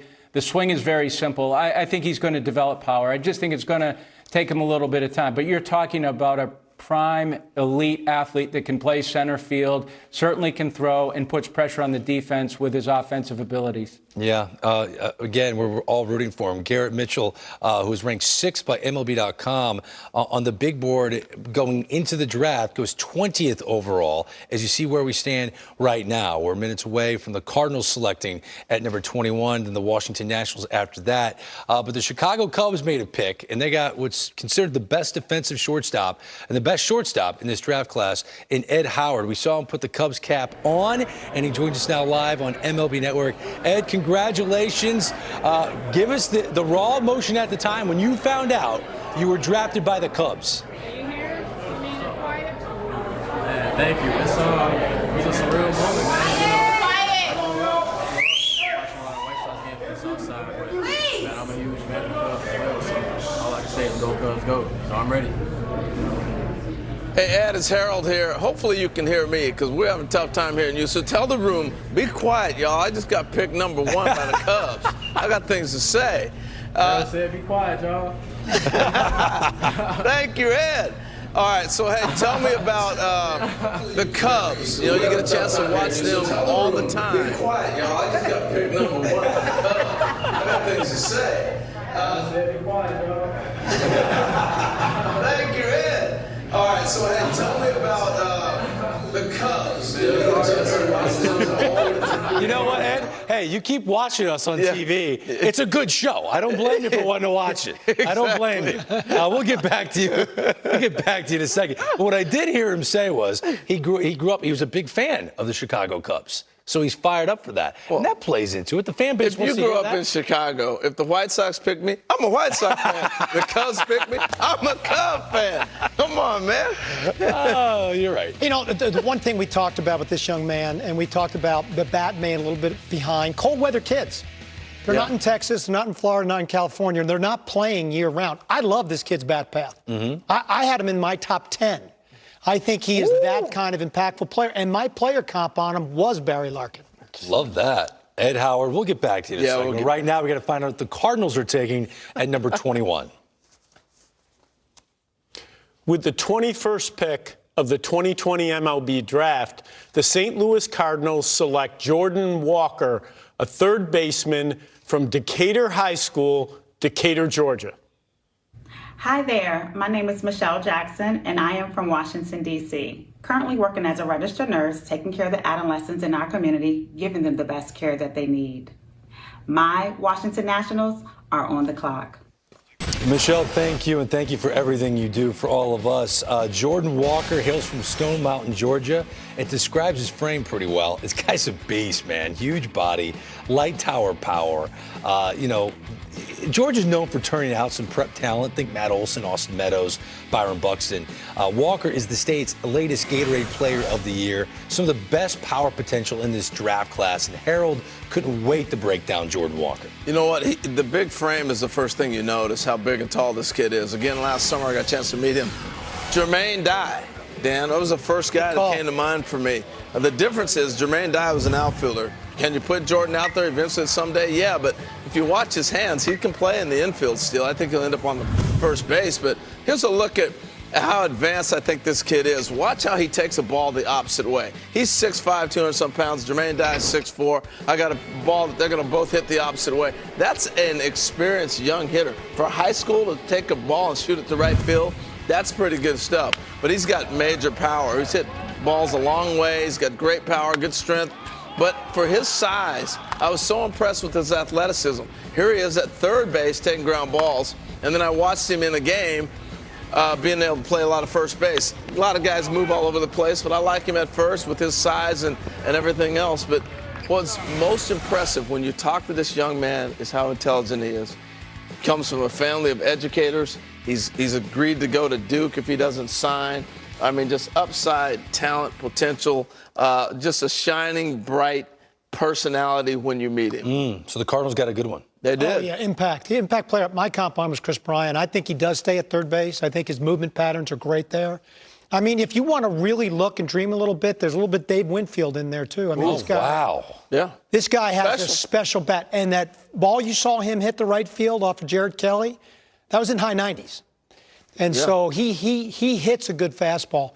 This is another kid, I do believe, with a long spring season. He even goes higher than this. I think this is a very special player and a special person that they got. It's a strong high school class, regardless of whether or not they played a senior season. And they're starting to go off the board. Jordan Walker goes to 21. Pete Crow Armstrong, 2 spots in front of him at number 19 to the New York Mets.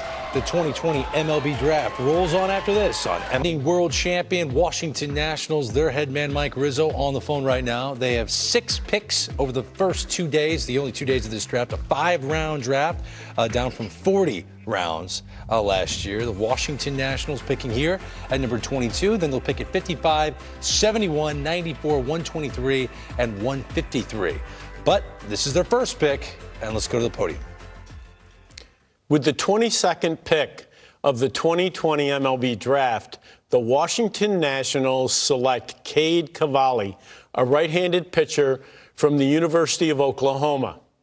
The Cleveland Indians have the next pick. It is a pitching-first organization. Mike Rizzo always said that. Well, we covered them during their run to a world championship. This kid's 6'4", perfect pitcher's frame, owns some of the easiest velocity in this draft class, touches 98 miles an hour. Teams haven't seen a ton of him in his high school and college career. He missed most of his senior year in high school with a back injury. Was out 3 weeks in 2019 with a stress reaction in his right arm. Only 100 career innings pitched in college. Al Leiter, you watched a lot of game film on him. Do you walk away impressed? I do. And just as you set it up, look, he's 6'4". The body and the delivery even just says, yeah, I like the way this looks. It does come out of his arm so smooth and easy. This is an easy 93 to 95. He touches 98. He's got a big curveball. I actually think with this pick with the Nationals, he's only had 18 starts at OU and 101 innings. And he had some back injury in high school. There's a lot of upside here. I think there's some learning to do. His freshman year, he played first base. He evolved into a pitcher as he continued, as you see his numbers there. So I think there's a lot of room here.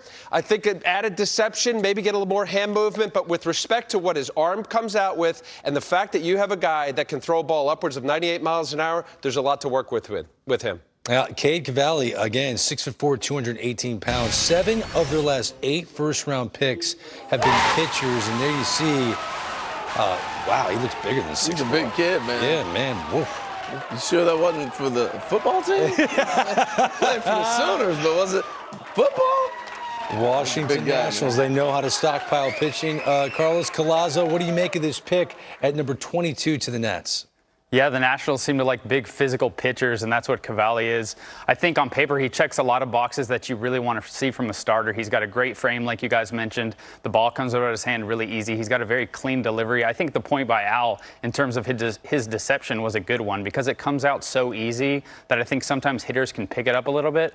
The fastball velocity is really good, but I've talked to scouts who think there's not a ton of movement on the pitch and that it can play down because of that. But at the same time, we've heard from some analytics guys who really like the qualities of that pitch. So yeah, it's interesting. This is a guy that he played mostly first base his freshman year at Oklahoma. Yeah, he hit a little bit. Yeah, he didn't focus on pitching until his sophomore year. How much does track record play into a pick like this for you? Oh, for me, it played huge. You know, but hey, Nats have done a great job with their picks. He lacks deception. He's got a high runners on base, but the physical tools that you have a chance to mold into something is special. But, you know, the one thing we don't talk about is the sixth tool in our game, which is durability. I mean, ultimately, you do need to pitch innings, and if you're a position player, you do need to stay on the field. And, you know, the concern I would have is that's predictor of future injuries is past injuries, and there's an injury history here. Yeah, there is, and I walked you through it. But he still goes number 22 to the Nationals. Up next at 23, the Cleveland Indians. Let's go to the podium. With the 23rd pick of the 2020 MLB draft, the Cleveland Indians select Carson Tucker, a shortstop from Mountain Point High School, Phoenix, Arizona. The Tampa Bay Rays have the next pick. Carson Tucker, yeah, his brother, Cole, was the 24th overall pick by the Pirates in 2014. He's risen up draft boards with a very strong spring. Overhauled his mechanics at the plate during the offseason. It paid immediate dividends for Carson Tucker. Now, his brother is using the player's eye to break him down. Watch this. Carson can definitely play, and it's crazy seeing the video from last summer to this summer, just the translation that's happened in his game. He has completely transformed his body. He went from being like 5'11" to being 6'2", went from being like 165 to 180, and really filling out. But like you see him playing defense, and the athleticism still there, the arm strength still there, the swagger at shortstop is still there.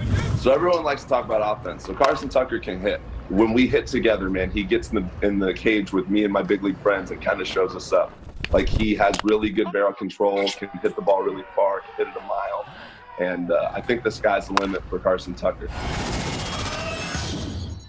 In the younger brother, you always benefit. Being able to have a major league brother like that, you're going to benefit big time. I'm speaking from personal experience. My oldest brother, Don, was a major leaguer. My brother, Larry, played big-time college baseball at Stanford and on in the pro ball.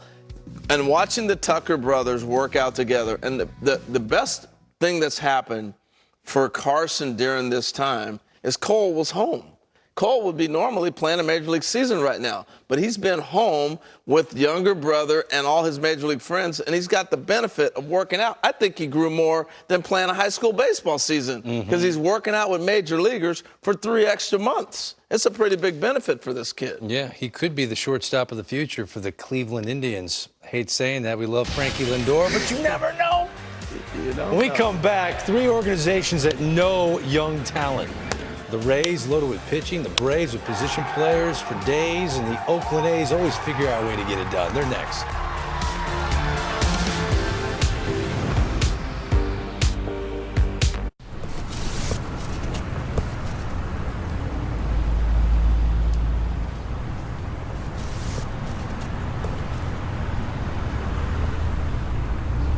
You know what's good about this? Your sign's pointing at my sign. So people are going to look at my sign.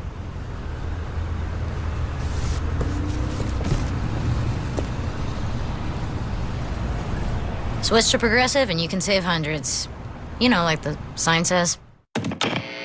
Now in the Subway app, get a free footlong.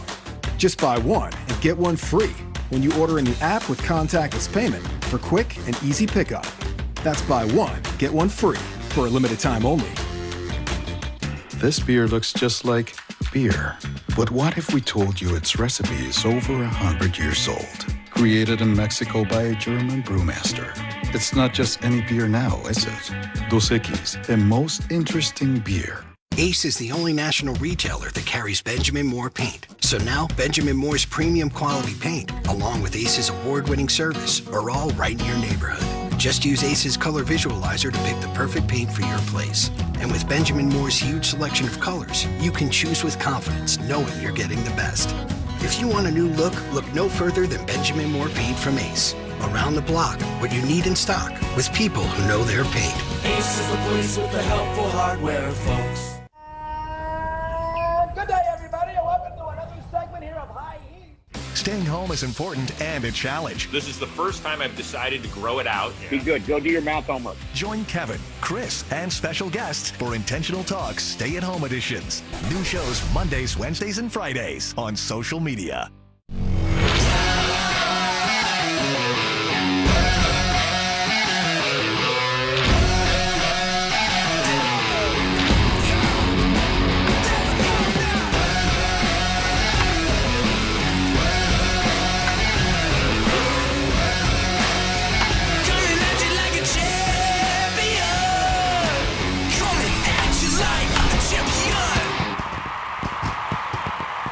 Rated E for everyone.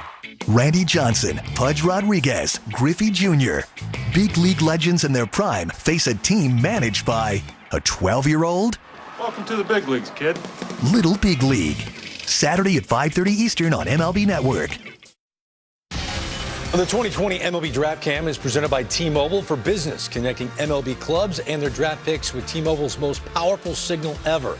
Let's check in on Eric Neander of the Rays via our T-Mobile Draft Cam. This guy has the #1 farm system in the game with the #1 prospect, Wander Franco, who's #1 according to MLB.com. Who will he take? They get outside the box. They get creative all the time, this Tampa Bay Rays organization. Behind them, you'll see the Atlanta Braves and then the A's. Right now, the 24th pick in the draft. With the 24th pick of the 2020 MLB Draft, the Tampa Bay Rays select Nick Bitsko, a right-handed pitcher from Central Bucks High School East, Doylestown, Pennsylvania. The Atlanta Braves have the next pick. This kid's 6'4", 225, expected to be the top high school arm in the 2021 class, but he reclassified, became eligible for this year's draft. Then his senior year would end before Pennsylvania team played a single game, giving only 2 seasons of high school baseball for scouts to see, and none as an upperclassman. Baseball America calls Bitsko the most challenging player for teams to evaluate in this 2020 class. He's verbally committed to University of Virginia, but that's probably not going to happen now. He went 24th overall to the Tampa Bay Rays. Nick Bitsko, all the confidence in the world. Kid's loaded with talent, and here he is celebrating with family and friends with our T-Mobile Draft Cam. Al, you told me to pause when I was like, wait a minute, 2 years of varsity baseball, and now you're going to draft in the first round? You said before the draft that you would do it, and here he is, the Rays did it. So there's certain instincts that you have, or at least I do, when I look at a lot of video, and didn't know the kid, watched a lot of video, and you look at him and you say, that's the way it looks. And I'll tell you, he kind of benefited from this draft and not, but I'm going to go to Phantom of the Opera. Who is Nick Bitsko, and why, because of COVID-19, didn't get a chance to pitch this year? He's only got 32 innings in high school. Yeah, where is he? Behind the tree. We're hiding. This guy had his circuit last year with the showcases. He was a sophomore, remember, a rising junior, until January he became a senior. This kid is a man against kids, in my opinion, as a freshman and a sophomore. He's developed quickly, fastball, slider. He's been upwards of into mid to upper 90s, and I like the delivery. It's a smooth, it's easy, it's strong, it's powerful. Couple spots, led with his back rear end there. You see where he is at ball contact with his arm in position to throw, and then a nice follow through. I think there's a lot of upside. You have a kid, again, who hasn't pitched a whole lot, but this kind of stuff here, quarantine, 98.5, okay, Rapsodo in a gym somewhere. He has what I think it looks like. And the reason why I'm even more near and dear to this is Northeast is hard to pick guys. You see the list of guys that have been first round. There's been more than that, but, Rick Porcello, Chris Carpenter, and others. I'm talking about the Northeast. This is unusual, and I think a place like Tampa Bay, to be able to take a kid like this. By the way, he's not 18 yet. He'll be 18 next week, so he's very young, and I think upside tremendous. And I know I stand here, Greg, and I'm very complimentary of a lot of these picks, as we should. But this guy does move the needle for me. He does. I think he's going to be special. Only 17 years old. If this is a gamble, as I bring in Carlos Scalazzo of Baseball America, I guess the Tampa Bay Rays would be, it's worth the risk. They've got plenty of depth. It's the #1 farm system in the sport. They take him here. What do you think of the pick? Yeah, they're definitely not dying for talent with that farm system. And I think they're also a team that's never afraid to take a risk and go for a guy who the prep right-handed pitching demographic in the first round is risky. But I think they're banking on some upside here. You've got a guy who has a plus fastball curveball combination. I got a chance to see him twice last summer. And like Al was saying, he does fit in perfectly with this class, even though he was our top-ranked prospect in the 2021 class.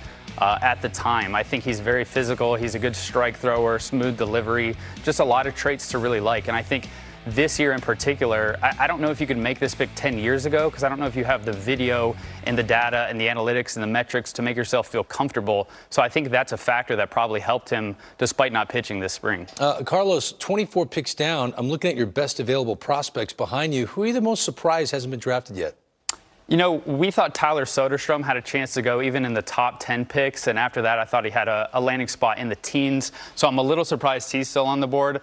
I think Kelly, again, he's one of those guys in the prep right-handed pitching demographic that you see slide down boards just because of that risk, so I'm not too shocked, but I think the talent fits here. And then, again, some of these other college pitchers here, like Cole Wilcox, Tanner Burns, Dylan Dingler is actually a guy who's gotten a lot of buzz in the early 20s just because of his all-around profile and how well he played this spring. So those are a few names that are kind of interesting to me. Okay, yeah, this has been an interesting night. There have been some surprises. Carlos, thank you very much. One came from the Boston Red Sox. And I want to get this tweet in from Alex Spear of the Boston Globe. Just to wipe out any conspiracy theories about the selection of Nick York, one Red Sox evaluator says that the team does expect to sign him, sees him as potentially a special offensive player. Somebody was watching our show. Yeah. No, I mean. Someone's mad at me right now. Yeah, they're talking to you, Dan. Go ahead. Go ahead, Dan. I mean, you can react to it. Oh, no. I mean, listen, I do see a special bat there. I mean, I really do. So, obviously, they've got a really good feel on the kid. It was a surprise. It was a surprise to see his name pop up. That doesn't mean it's not the right thing to do. That's right. Up next, what will the Braves do? The Braves at number 25. Let's go back to the podium to find out who they're drafting. With the 25th pick of the 2020 MLB draft, the Atlanta Braves select Jared Schuster, a left-handed pitcher from Wake Forest. The Oakland Athletics have the next pick. One of the highest risers of any pitcher in this draft class, according to our draft gurus. Really struggled his first two seasons, bounced between the rotation and the bullpen for Wake Forest. Had a 6.79 ERA with 58 walks in 102 innings. So he improved his command during the Cape Cod League, took that momentum into 2020, where he only walked 4 guys in 26 and a third, struck out 43. He touches 97 miles an hour. But Jim Callis, you guys had him rated going into the draft at number 77 on your big board. Wow, Jim. What do you think of this? The Braves going big on Jared Schuster? Yeah, that's on me. I do North Carolina. That one's solely me. And I was late on him. We heard that we were going to be late on him going into the draft, so I'll own that one. He's a guy who's made a lot of strides. His control, as you said, Greg, really picked up in the Cape Cod League. His stuff didn't. But then it jumped this spring. He got his fastball up to 97 miles an hour. His changeup remains his biggest weapon. He showed some improvement with the breaking ball. I think that's the biggest question on him going forward. But there was a lot of chatter. He was probably going in the 25 to 40 range. And if we were redoing the list today, he would rank, a little bit higher or considerably higher than 77. So I will wear that one. Not surprised by this pick. This isn't the reach that ranking might make it seem like. Well, Jimmy should have been ranked 25. That's Harold Reynolds. Well, you don't draft them in the order they're ranked. Yeah. You don't draft You're the them in best the in order the they're business, ranked. buddy. You really are. Hey, you know what? We've seen a lot of great reactions. Nick Bitsko being drafted by the Tampa Bay Rays. He was going to be the #1 pitcher in high school in 2021, but then he reclassified. Asa Lacy, look at this crowd of people. Yeah, he went 4th overall to the Kansas City Royals. It's been a fun night, and it continues. The MLB draft back right after this.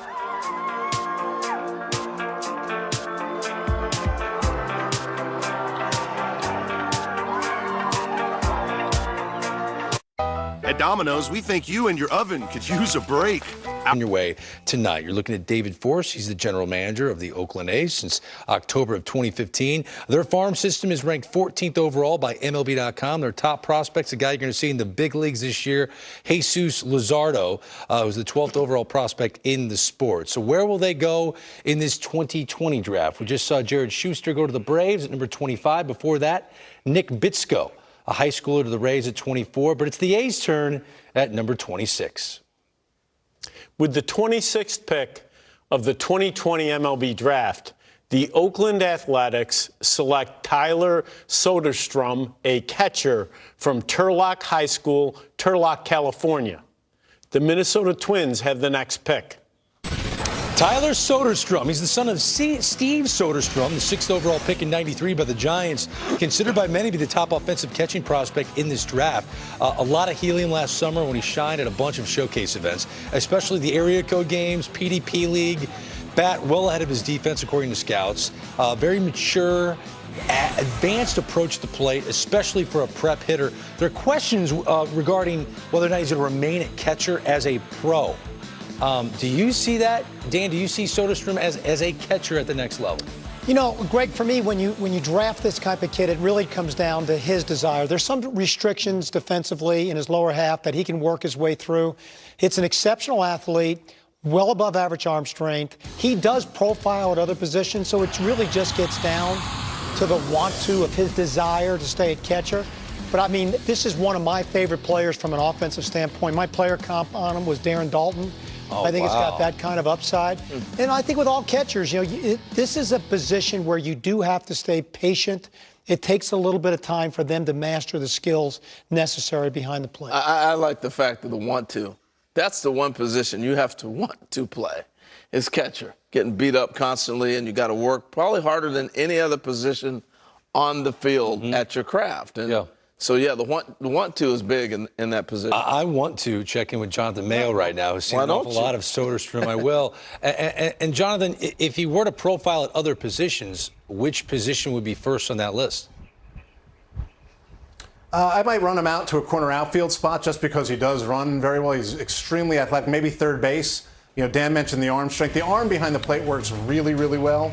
It's the other parts of the receiving that he'll need to work on. I would let him go out as a catcher, left-handed hitting catcher. Really an advanced bat. One of the better pure high school bats in this class. I think it was a little underappreciated, and I think there's going to be power to coming homered in the PDP League. And so a lot of interesting skills there. I'd let him catch. Then if you have to move him after a little while, that's fine. Think like Will Myers. When Will Myers was a guy with the Royals as a prospect, they had him catch for a full year, did not slow his bat down. He played across 2 levels of A-ball. Then they moved him to the outfield because they realized the athleticism would play and the bat would move even faster. The kid's pretty impressive. Just watching film on Soderstrom, you love the swing and the size. Jonathan, thank you. Up next, the Minnesota Twins at number 27, and this is an interesting club to talk about. I'm not going to tee him up on this because he thinks best available all the time, but this is the 7th best farm system, and they're clearly ready to win right now. Clearly ready to win, and their top 3 prospects are position players. Yeah, that's why I think they go college pitcher. Right? Yeah, I do. Okay. I'm not even going to ask him. I might not even look at him on this one. Best player. Yeah. Up next, it's the Twins at 27. Let's go to the podium. With the 27th pick of the 2020 MLB draft, the Minnesota Twins select Aaron Sabato, a first baseman from the University of North Carolina. The New York Yankees have the next pick. What do we know, Harold? I mean, they only set a major league record for home runs last year. Let's keep go get adding another power. Aaron Sabato, one of the top first basemen in college baseball, off the board, large frame, huge raw power. Rivals that of even Spencer Torkelson, who went number 1 tonight, draws comps to Pete Alonso for his size. 2019 ACC Freshman of the Year honor, slugged .698, 25 home runs in 83 games across 2 seasons at Chapel Hill. But if you're looking a couple of years down the road, you're looking at Nelly Cruz. Is he still going to be playing at that elite level? Yeah. You don't know what's going to happen with the rest of their Here team. you go, predicting the future again. You got the DH there, too, for him to play with. Aaron Sabato, a guy that, leading into the draft, Jim Callis, was getting some helium, right? People were really into this guy's power. Yeah, they're really into his power. He was a little bit of a tough evaluation because he's a draft-eligible sophomore, so not as much track record as your typical college player. And he didn't play last summer, so nobody really got to evaluate him with wood bats. But that didn't hurt him too much, obviously. He goes in the first round here. You mentioned Pete Alonso. That's the parallels that people draw. It's a power over hit guy, a little limited athletically. It's first base only, might even be DH, but you're really buying the power bat. And he's a guy who got off to a real slow start last year. Came on, was one of the best power hitters in college baseball down the stretch in 2019. And if you want to look at that Pete Alonso comp and you want to feel good about it as a Twins fan, Pete Alonso hit 4 home runs as a freshman at Florida. Aaron Sabato hit 18 at North Carolina. Not saying he's going to quadruple Pete Alonso's home run output, not saying anything like that. But, it's an interesting comparison. You can say whatever you want. You're Jim Callis. People are always buying, man, what you're selling. And if I'm a Twins fan, I like hearing that stat. All right, all you Yankee fans, we got a ton of them in our crew. They're waiting on the edge of their seat. Brian Cashman make the pick. The Yankees at number 28 after the break. Back to the MLB draft presented by T-Mobile. Up next, the New York Yankees at number 28. You see their win total? It's a lot. It's the 22nd farm system, according to MLB.com. Who will they add to it? Let's find out right now. With the 28th pick of the 2020 MLB draft, the New York Yankees select Austin Wells, a catcher from the University of Arizona. The Los Angeles Dodgers have the next pick. This is the second time in the last 3 years the Yankees take a catcher with their first pick. Anthony Siegler was selected. What are you trying to say, Greg? In 2018. I'm just pointing out facts. This kid's got a sweet swing, though. Yeah, he does. He does. Questions whether or not he can stick at catcher. Otherwise, think Kyle Schwarber here might be in the works. That might be the comp. He decimated Pac-12 pitching, posting a career 1,035 OPS for the Wildcats. He hit with a wood bat as well. 7 home runs at the Cape last summer to rank 3rd in the league. Raw power, great timing. Scouts love his bat. And here he is finding out that the New York Yankees just drafted him with the 28th overall selection. He's dressed for success, too, man. Tightened up. That's awesome. A 6'2", 220-pound catcher, Austin Wells. Jonathan Mayo, what do you think of the pick? Yeah, I think it's a good pick late in the first round. You mentioned the bat. That is exactly what the Yankees are buying there, and you figure out the position once he gets into the pro game. It's the hit and the power tools that really stand out, I think, for Wells. He's always been able to hit. He hit when he was at Bishop Gorman in Nevada in high school, wanted to go on to Arizona. Here he is again. He's put up very good numbers, controls the strike zone well, so he's going to get to that power.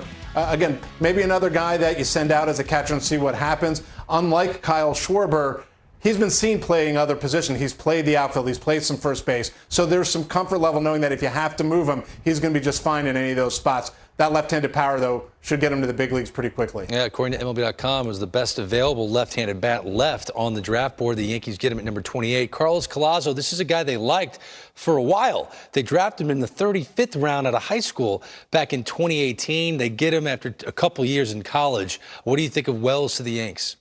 Yeah, I think Jonathan did a really good job kind of explaining who he is as a player. I do think it's bat first. He's a really impressive hitter. He's hit for power in college. I do think that he might have a chance to stick behind catcher. That's definitely not the consensus opinion. I've talked to some people that are a little bit higher on his receiving, but he does need to work there. I talked with him this season, and he said he's put a lot of work into that defensive side of his game. So I think he does want to stick back there. If he can catch and you have that bat there, it's extremely valuable. But I do think if he doesn't stick behind the plate, he's going to profile well just because the bat's that special. The Yankees don't have a second-round pick, only 2 more picks this entire draft. So they go with Austin Wells, who's a good athlete.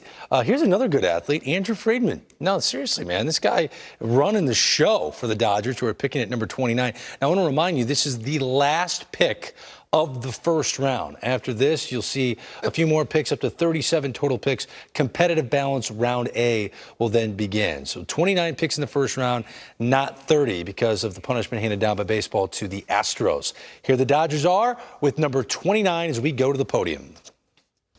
With the 29th pick of the 2020 MLB draft, the Los Angeles Dodgers select Bobby Miller, a right-handed pitcher from the University of Louisville. The Baltimore Orioles have the next pick. This kid's more than just a sidekick to Reed Detmers, who was already drafted by the Angels earlier tonight. He's dominant in his own right. Throws a heater that can touch triple digits. He sent Louisville to the College World Series last year by taking a no-hitter into the 9th inning of the clincher of the Super Regional against East Carolina. He was moved into the starting rotation full-time this spring, the 2.31 ERA that figured to put him on track to be a high riser before the season was shut down. You're looking at the particulars, again, 6'5", 220 pounds, and if you're flirting with 100 miles an hour, you're going to get drafted on day one. And the Dodgers, who love to collect arms, just added another one.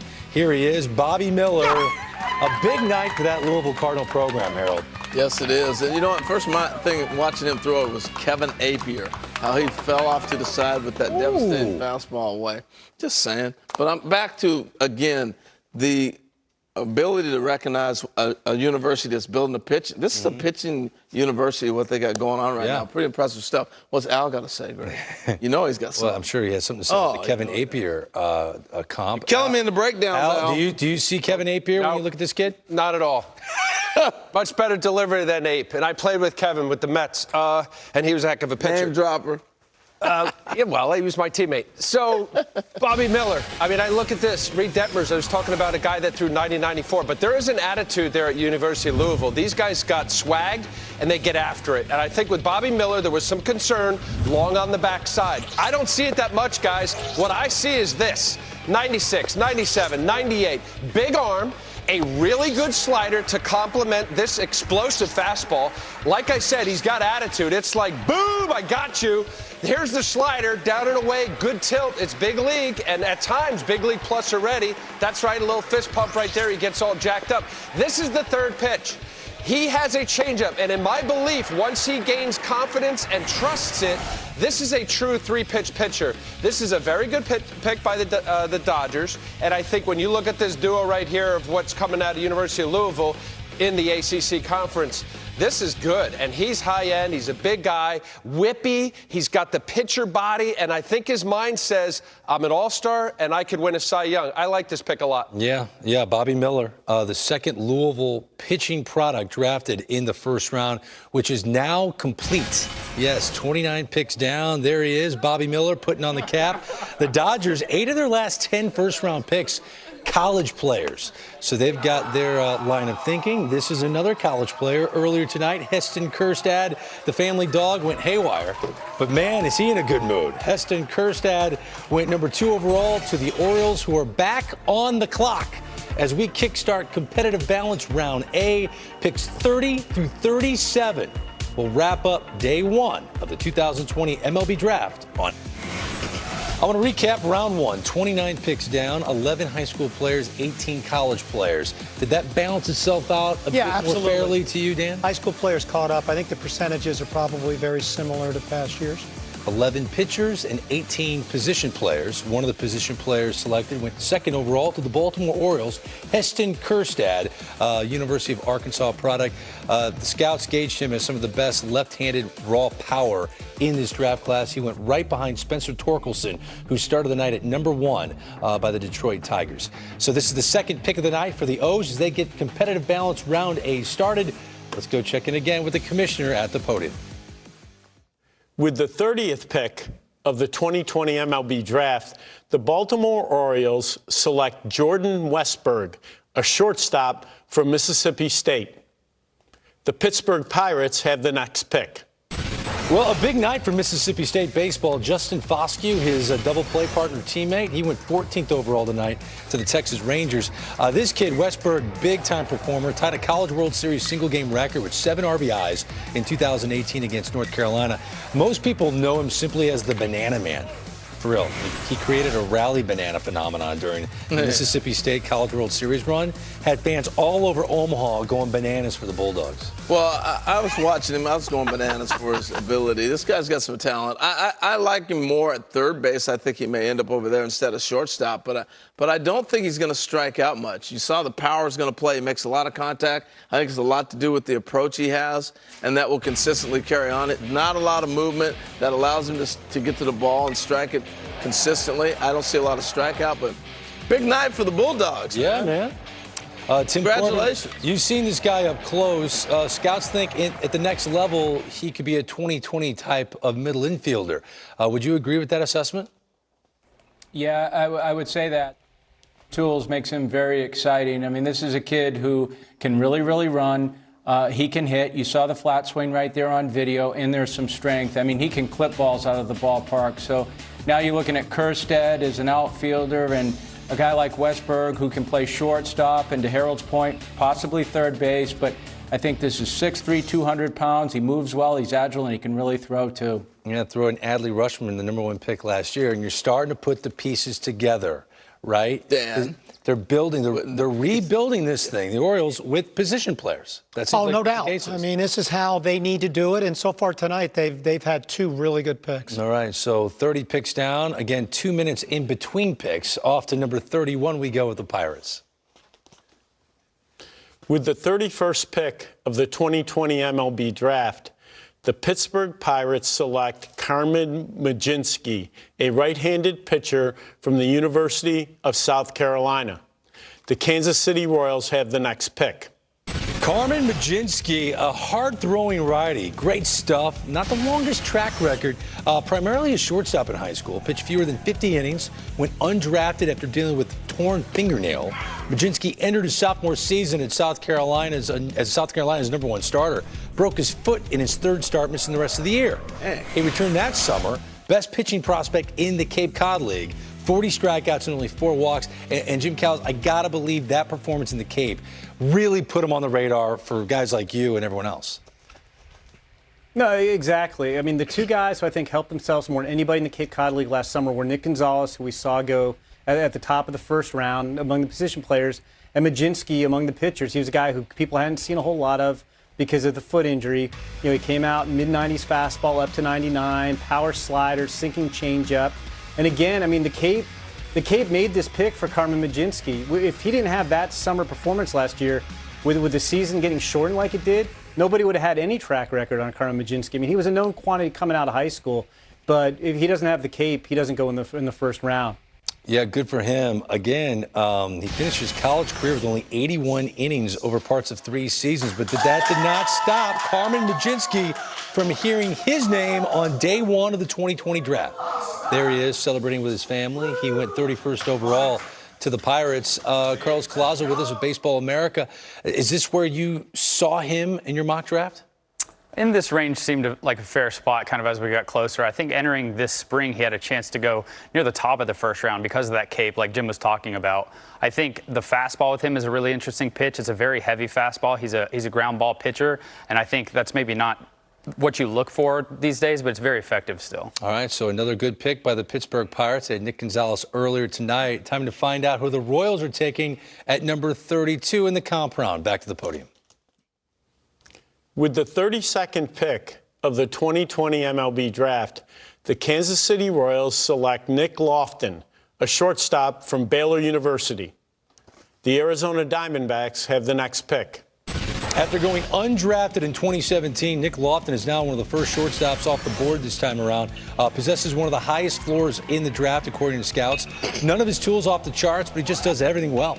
Extremely versatile, started at 5 different positions for the U.S. national team, although there's hope that his good instincts and solid arm strength would allow him to stick it short at the next level. A contact-driven approach at the plate, according to scouts. He struck out only once every 11 at-bats in his college career. And Nick Lofton drafted here by the Kansas City Royals. Harold, what do you think? Tell you what, he's a gamer. All you got to know is Team USA, he was told he's not going to be the shortstop.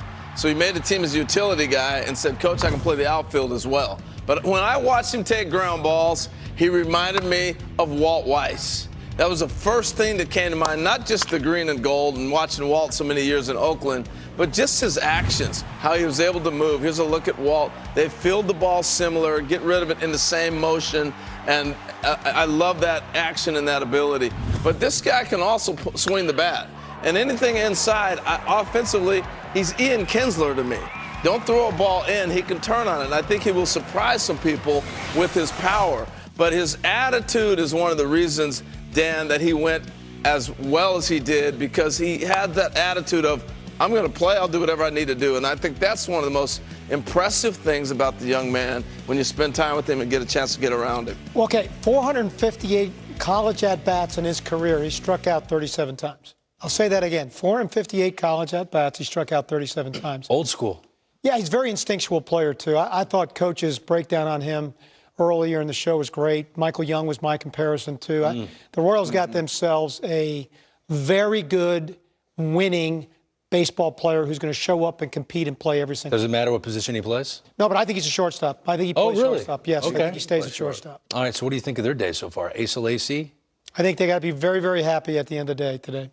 They got a front line. They've done a nice job the last couple drafts. Yeah. Of really replenishing that organization. Yeah, so far in the comp round, we got Jordan Westberg going 30th to the O's, Carmen Majinski 31 to the Pittsburgh Pirates, and then Nick Lofton was just selected, the shortstop from Baylor, by the Kansas City Royals at number 32. The reason I look over there's a beautiful little. Yeah, I'm not reading it. Harold doesn't have notes sticking out. I keep thinking you're looking at me like I'm supposed to talk. No, there's a beautiful big board right there that I can read everyone's names. So Harold does not have a cheat sheet for me somewhere. I promise you he does not.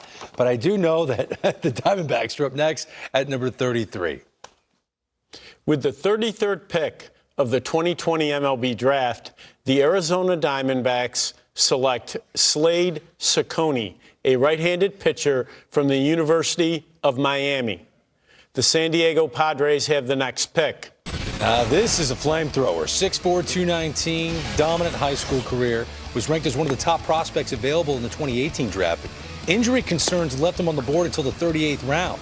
Scouts love his big, durable frame, power arm. He hits 96 all the time. As good as stuff as just about any college arm. But he's been working on putting it all together, according to scouts.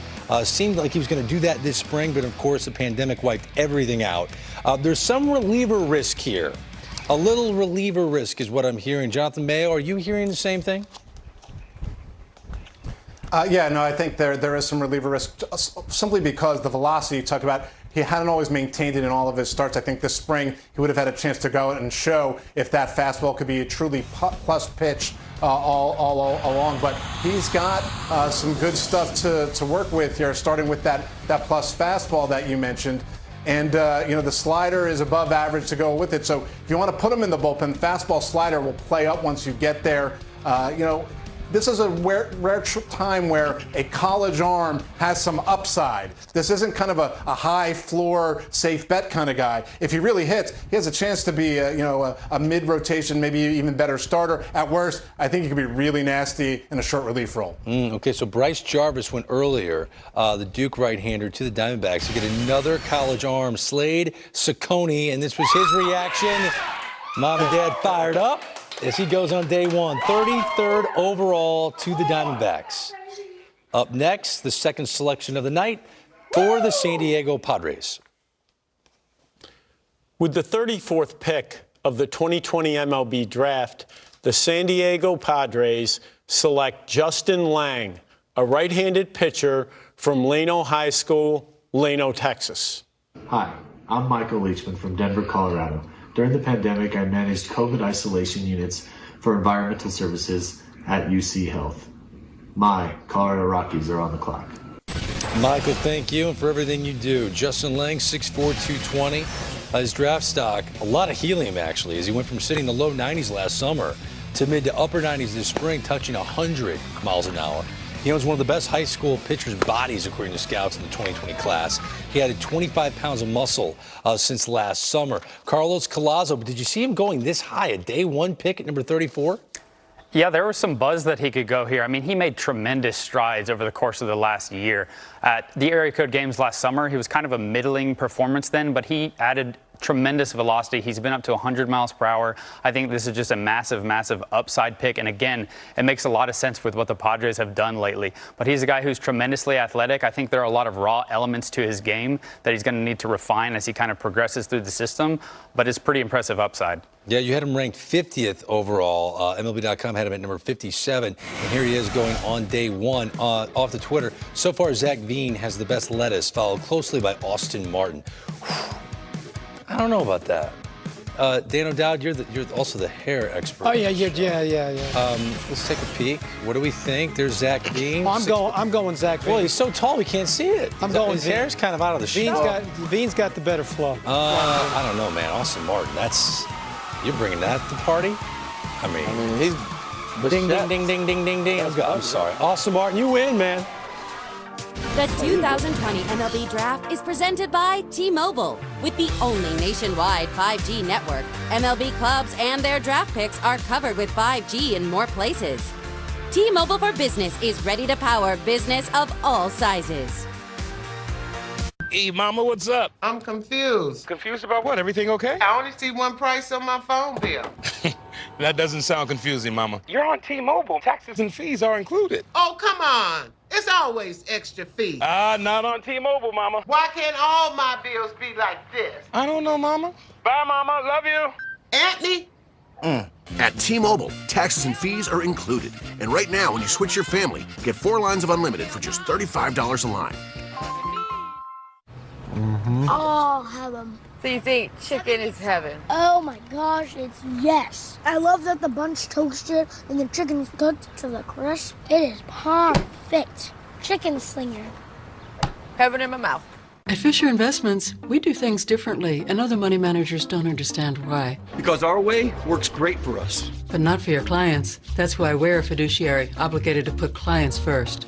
So what do you provide? Cookie-cutter portfolios? Nope. We tailor portfolios to our clients' needs. But you do sell investments that earn you high commissions, right? We don't have those. So what's in it for you? Our fees are structured so we do better when our clients do better. At Fisher Investments, we're clearly different. Father's Day may only come once a year, but dads are always doing. This year, celebrate Dad with savings on all of his favorite things, all from his favorite place, the Home Depot. How doers get more done. Stay safe at home with MLB Network. Even a caged dog needs to bark. We'll do a little modified version of High Heat. Catch digital editions of High Heat on MLB Network's social platforms. We'll mix it up, we'll find some topics, we'll do some guests. Tuesday and Thursdays on your favorite device. 61% of Boys and Girls Club kids rely on free or reduced breakfast and lunch at school.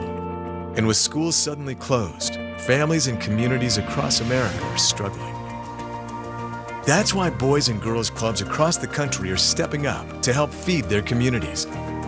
We're doing whatever it takes to help families get through this crisis. But we need your help. Support your local Boys and Girls Clubs. Visit bgca.org/relief fund. Hey kids, want to learn from the best in baseball? Then you need to watch Play Ball. Get pitching and hitting tips from St. Louis's best as host Mark DeRosa catches up with a trio of cards. Play Ball, Saturday 10 a.m. Eastern on MLB Network. What a play by Nolan. Called out now. He's got a Nolan being Nolan. I want to wish good luck and congratulations to the guys in the 2020 draft. Getting drafted is one of the most special things that's ever happened in my life, and I know it will lead that for you guys. And I hope that you guys accomplish great things. I know there's going to be some great ball players coming out of this draft, so I just wanted to say congratulations, good luck, and enjoy every moment. One of the best players in the sport, Jeff Bridich, the GM of the Rockies, looking on as they're set to make the pick at number 35 here in the competitive balance round A. With the 35th pick of the 2020 MLB draft, the Colorado Rockies select Drew Romo, a catcher from the Woodlands High School, the Woodlands, Texas. The Cleveland Indians have the next pick. Two position players drafted here tonight by the Rockies. Drew Romo converted from shortstop to catcher at the age of 13. He's blossomed into one of the best backstops in the country. In fact, Perfect Game ranks him as the top defensive prep player at any position across all age divisions. Romo possesses elite defensive skills, top-rate throwing arm, impressive pop times. Potential Gold Glover, served as Team USA's under-18 starting catcher for the last 2 years. Last 2 years he did that, which is a hard thing to do. Drew Romo going to the Rockies. And Dan, I know as we were doing our draft prep and doing some of our meetings, getting ready for tonight, this is the name you kept bringing up. Why?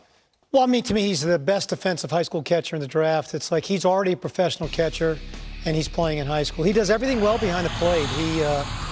He just moves well, receives well, blocks well. His throwing is accurate.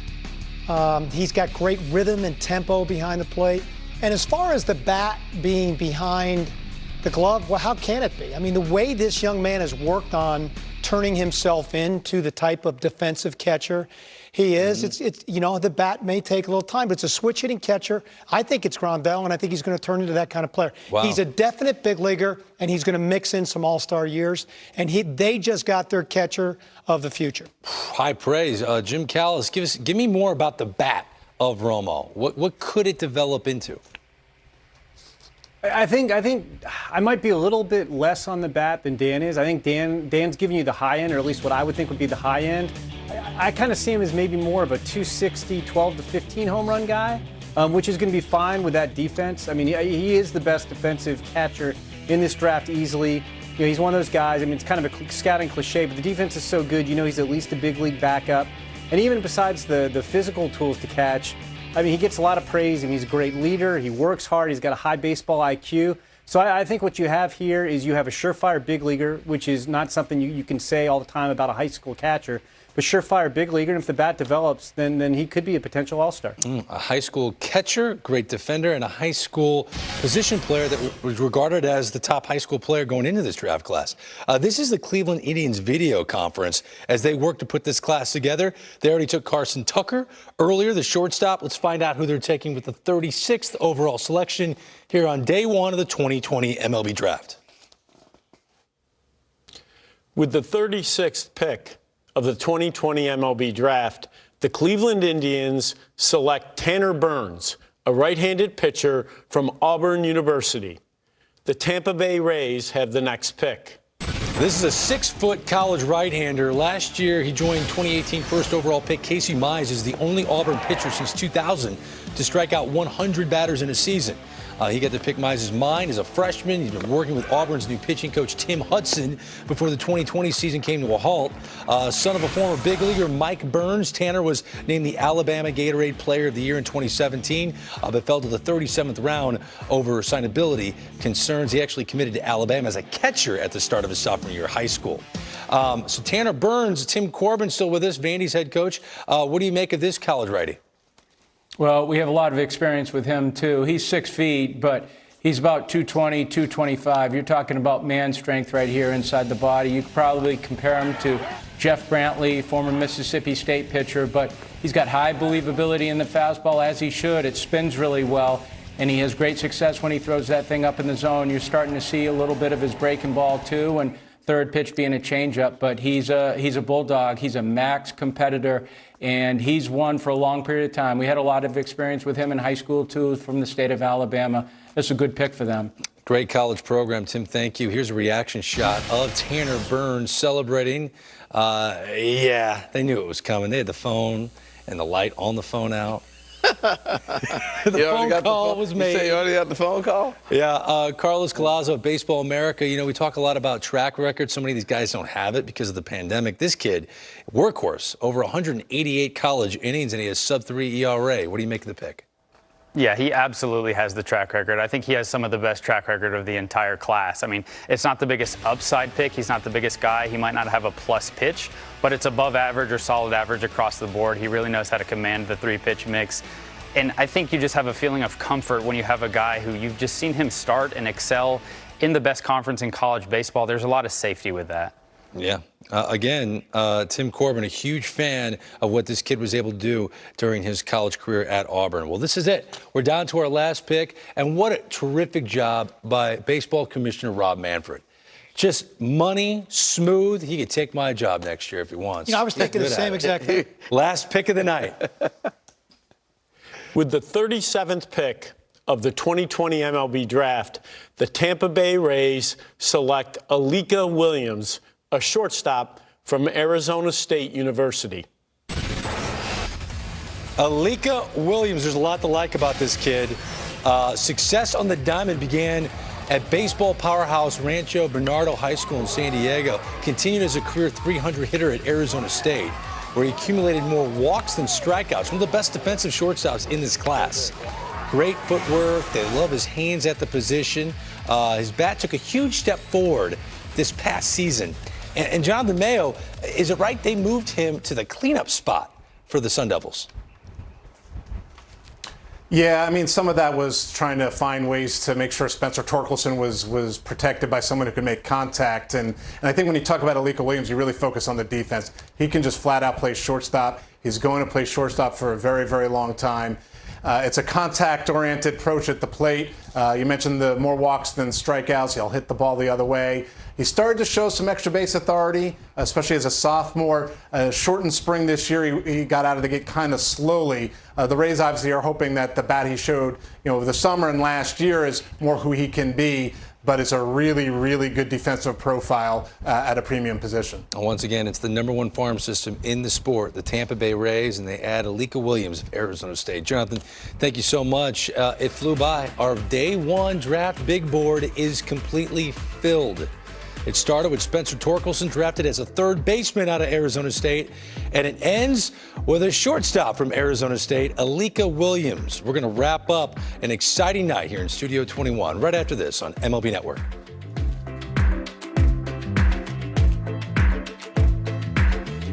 A look at the first picks of this draft. Spencer Torkelson, Heston Kjerstad out of Arkansas, a lot of power there, left-handed bat. Max Meyer was the first pitcher off the board from Minnesota. Asa Lacy from Texas A&M. Austin Martin went to the Toronto Blue Jays. And Emerson Hancock, the ace of the Georgia Bulldogs, was drafted by the Seattle Mariners. So we were a little concerned when the draft started that the high school player was really going to be affected. But at the end of it, it looked like the high school class really had a nice bounce back in the first round. Yeah, percentage of picks. I always feel like it's tomorrow, I believe, is when we'll see it slant a little bit more away from high school players because of signability reasons as we get deeper into the draft. But keep in mind, the first 7 players picked, we broke a record tonight. They were all college players. They were. They're really good college players. A couple takeaways from that cluster. You said that, Austin Martin's the best player available in this draft. In your eyes, the Blue Jays got the best player. I think so, but again, that's just one man's opinion, and I think they got themselves one heck of a player that really profiles for what they're trying to do. And the Tigers drafted Spencer Torkelson as a third baseman. Yeah, I thought that was interesting to start the night off with him at third base, and it was something that obviously he wanted, that opportunity. So when you're negotiating, you're talking, you're working on all these different things. Hey, I want to get a chance to go out at third base. They said, sure, we're going to give you that opportunity. But at the end of the night, I go back to Theo and what he did with all the general managers, with the Black Lives Matter, what's happening in our country right now. And then for them to draft Ed Howard, him fall to them, it's a pretty special night for the Cubs. Best defensive shortstop in this draft class, Ed Howard, a special high school talent. Al Leiter's been with us throughout the night in Studio 42. Al, what was your takeaway having you here for the 2020 draft? So I think a couple things. Let's see. He's got his notes. We got Jared Kelly, who I thought was, right there with Mick Abel. Bitsko was nice to see off, but a couple guys that really stood out, I guess, under the radar. Bryce Jarvis, I'm glad that he was selected. I think he was on a lot of mocks at being a lot lower than being 18th. The D-backs, way to go and reach out for that. I think he's a 2.0 version. His velocity went up. It's deserving for a smart kid who really deserved it. His numbers were crazy good, and I hope he maintains it. His dad's been in the big leagues for several years. So I like that pick. And also, I want to go down to where we ended up getting, Jared. We only got like a couple more minutes Jared left. Schuster and the Braves. I think another pick was good, too. The guy had a great Cape League, and it showed. It was deserving. And you see those guys that get further up on the draft and be in the first round, good for them. Al, you were great tonight. He did. Really good. I took too much of Harold's time, so go ahead, A. Take me out of here. No, we're not letting awesome, even Al. him talk yet. But, Al, you were outstanding. Tim Corbin, this was a treat, man. I never got a chance to really talk to you before, but to have your expertise on this show and to have faced so many of these guys, what was your takeaway from the draft tonight? Well, I appreciate that, Greg. First off, this was a lot of fun to do. Secondly, I was a little bit surprised by the high school hitters, but when you look back at them, they're all very good. Nick York, it wasn't a surprise to me. We really recruited that kid. I thought he was the best hitter in high school baseball. This is a kid that has extreme hit skill. He's strong. He hits with no batter's gloves. He's a baseball player. But Dingler, Casey Martin, 2 premium college guys are still out there. And I think they'll come off the board early tomorrow. But thanks for everything you did, and I appreciate being around with you guys. Hey, reigning national champion, the Vanderbilt Commodores, and their skipper with us, Tim Corbin. Thank you so much. That was a treat. Our draft guru is all over this stuff. I'm not sure how their mock drafts turned out. We don't need to get into that. But Jim, I'll start with you. Give me a guy that wasn't selected through the first 37 picks that kind of stands out, you're surprised by, and you think is a definite lock for day 2. Well, I mean, I wonder maybe slightly about the signability, but it would be Cole Wilcox from Georgia. You know, I think maybe he got caught up a little bit. I mean, there's so many college right-handers available. Somebody was kind of going to get shuffled out of the first round. I thought he might go to the Nationals at 22, if not a little bit higher. But I mean, this is a guy who can hit 100 miles an hour. He can flash a plus slider. He can flash a plus changeup. I mean, he goes to a great school that produced me. So, I mean, you know that they've got good school there. We'll see if he goes. I would expect if he's signable, he's one of the first picks tomorrow. It's funny, I didn't see that on his research sheet. Went to a school of Jim Callis. That's good. That's good. It's good info for it's tomorrow. Hancock, Wilcox, Callis. That's how it works. There you go. Jonathan Mayo, give me a guy that you didn't hear his name tonight, but is a lock for tomorrow.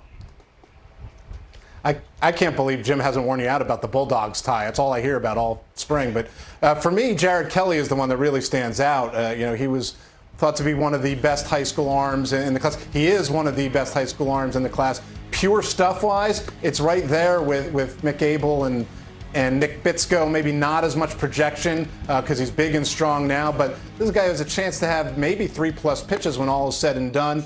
We'll have to see what happens in day 2, whether or not he can be signed or whether he'll head on to the University of Texas. But that's a first-round talent right there waiting for teams to pick on day 2. Carlos Collazo, your turn. Give me a guy. Yeah, Coach mentioned him. I think Dylan Dingler is my guy. We thought he could go kind of in the 20s, maybe middle, late first round. I just think the all-around profile here, he's a college catcher, and he's a really good one, and teams seem to really like that demographic specifically. I think he's a guy who has just steadily improved as a hitter throughout his college career, and we did see some guys get rewarded for their impressive performance this spring. I thought he could have been a guy, and I would expect him to go pretty quickly tomorrow. Carlos Collazo, Jim Callis, Jonathan Mayo. We'll be hanging out with you tomorrow. Okay, but great job tonight. Wonderful job, as always. And those guys really are the centerpiece of our information. They do so much work for us to put a show like this it's a holiday for on the air. Yeah, and this is their bread and butter. Yep. But I did enjoy this. This was a lot of fun. Are there any other takeaways that you guys want to get in there? Is something that really stands out to you that you thought was compelling and interesting? No, I think we're good, Greg. Okay. Harold Spence. How about being a high school player and saying, I'm going to skip a couple grades and just be drafted? Nick Bitsko. That's impressive. Yeah. I like that a lot. Stand out. There were a couple things that make you go, And I'm glad Tim talked a lot about Nick York, and you know, a guy that he's I mean, that was pretty. with. He said he's the best high school hitter in their mind in this year's class. So, I mean, yes, that's high praise. I want to make sure everyone knows Patrick Bailey. I'm a huge Patrick Bailey fan. This kid's going to be a big league catcher. I love him. I was just shocked that of all teams, it would be the Giants that took him with Joey Bart in their system.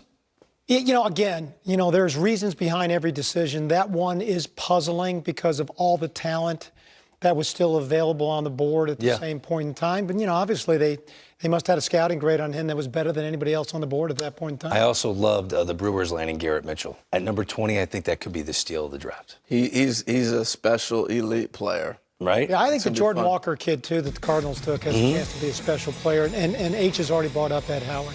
All right, guys, we're going to have a special day tomorrow. Join us. Rounds 2 through 5. Coverage begins at 5 p.m. Eastern for everyone here at MLB Network. Thank you so much for watching the 2020 MLB Draft.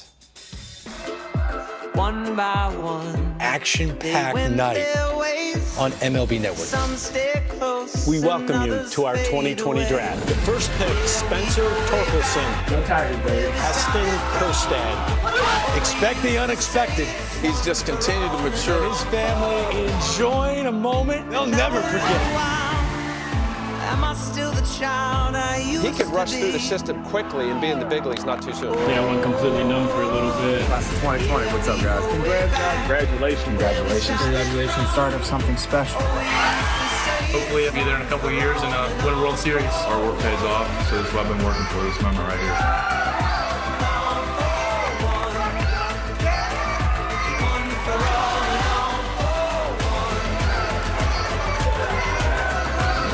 kind of like the opening day before opening day, isn't it? This is a very select group. Cream of the crop.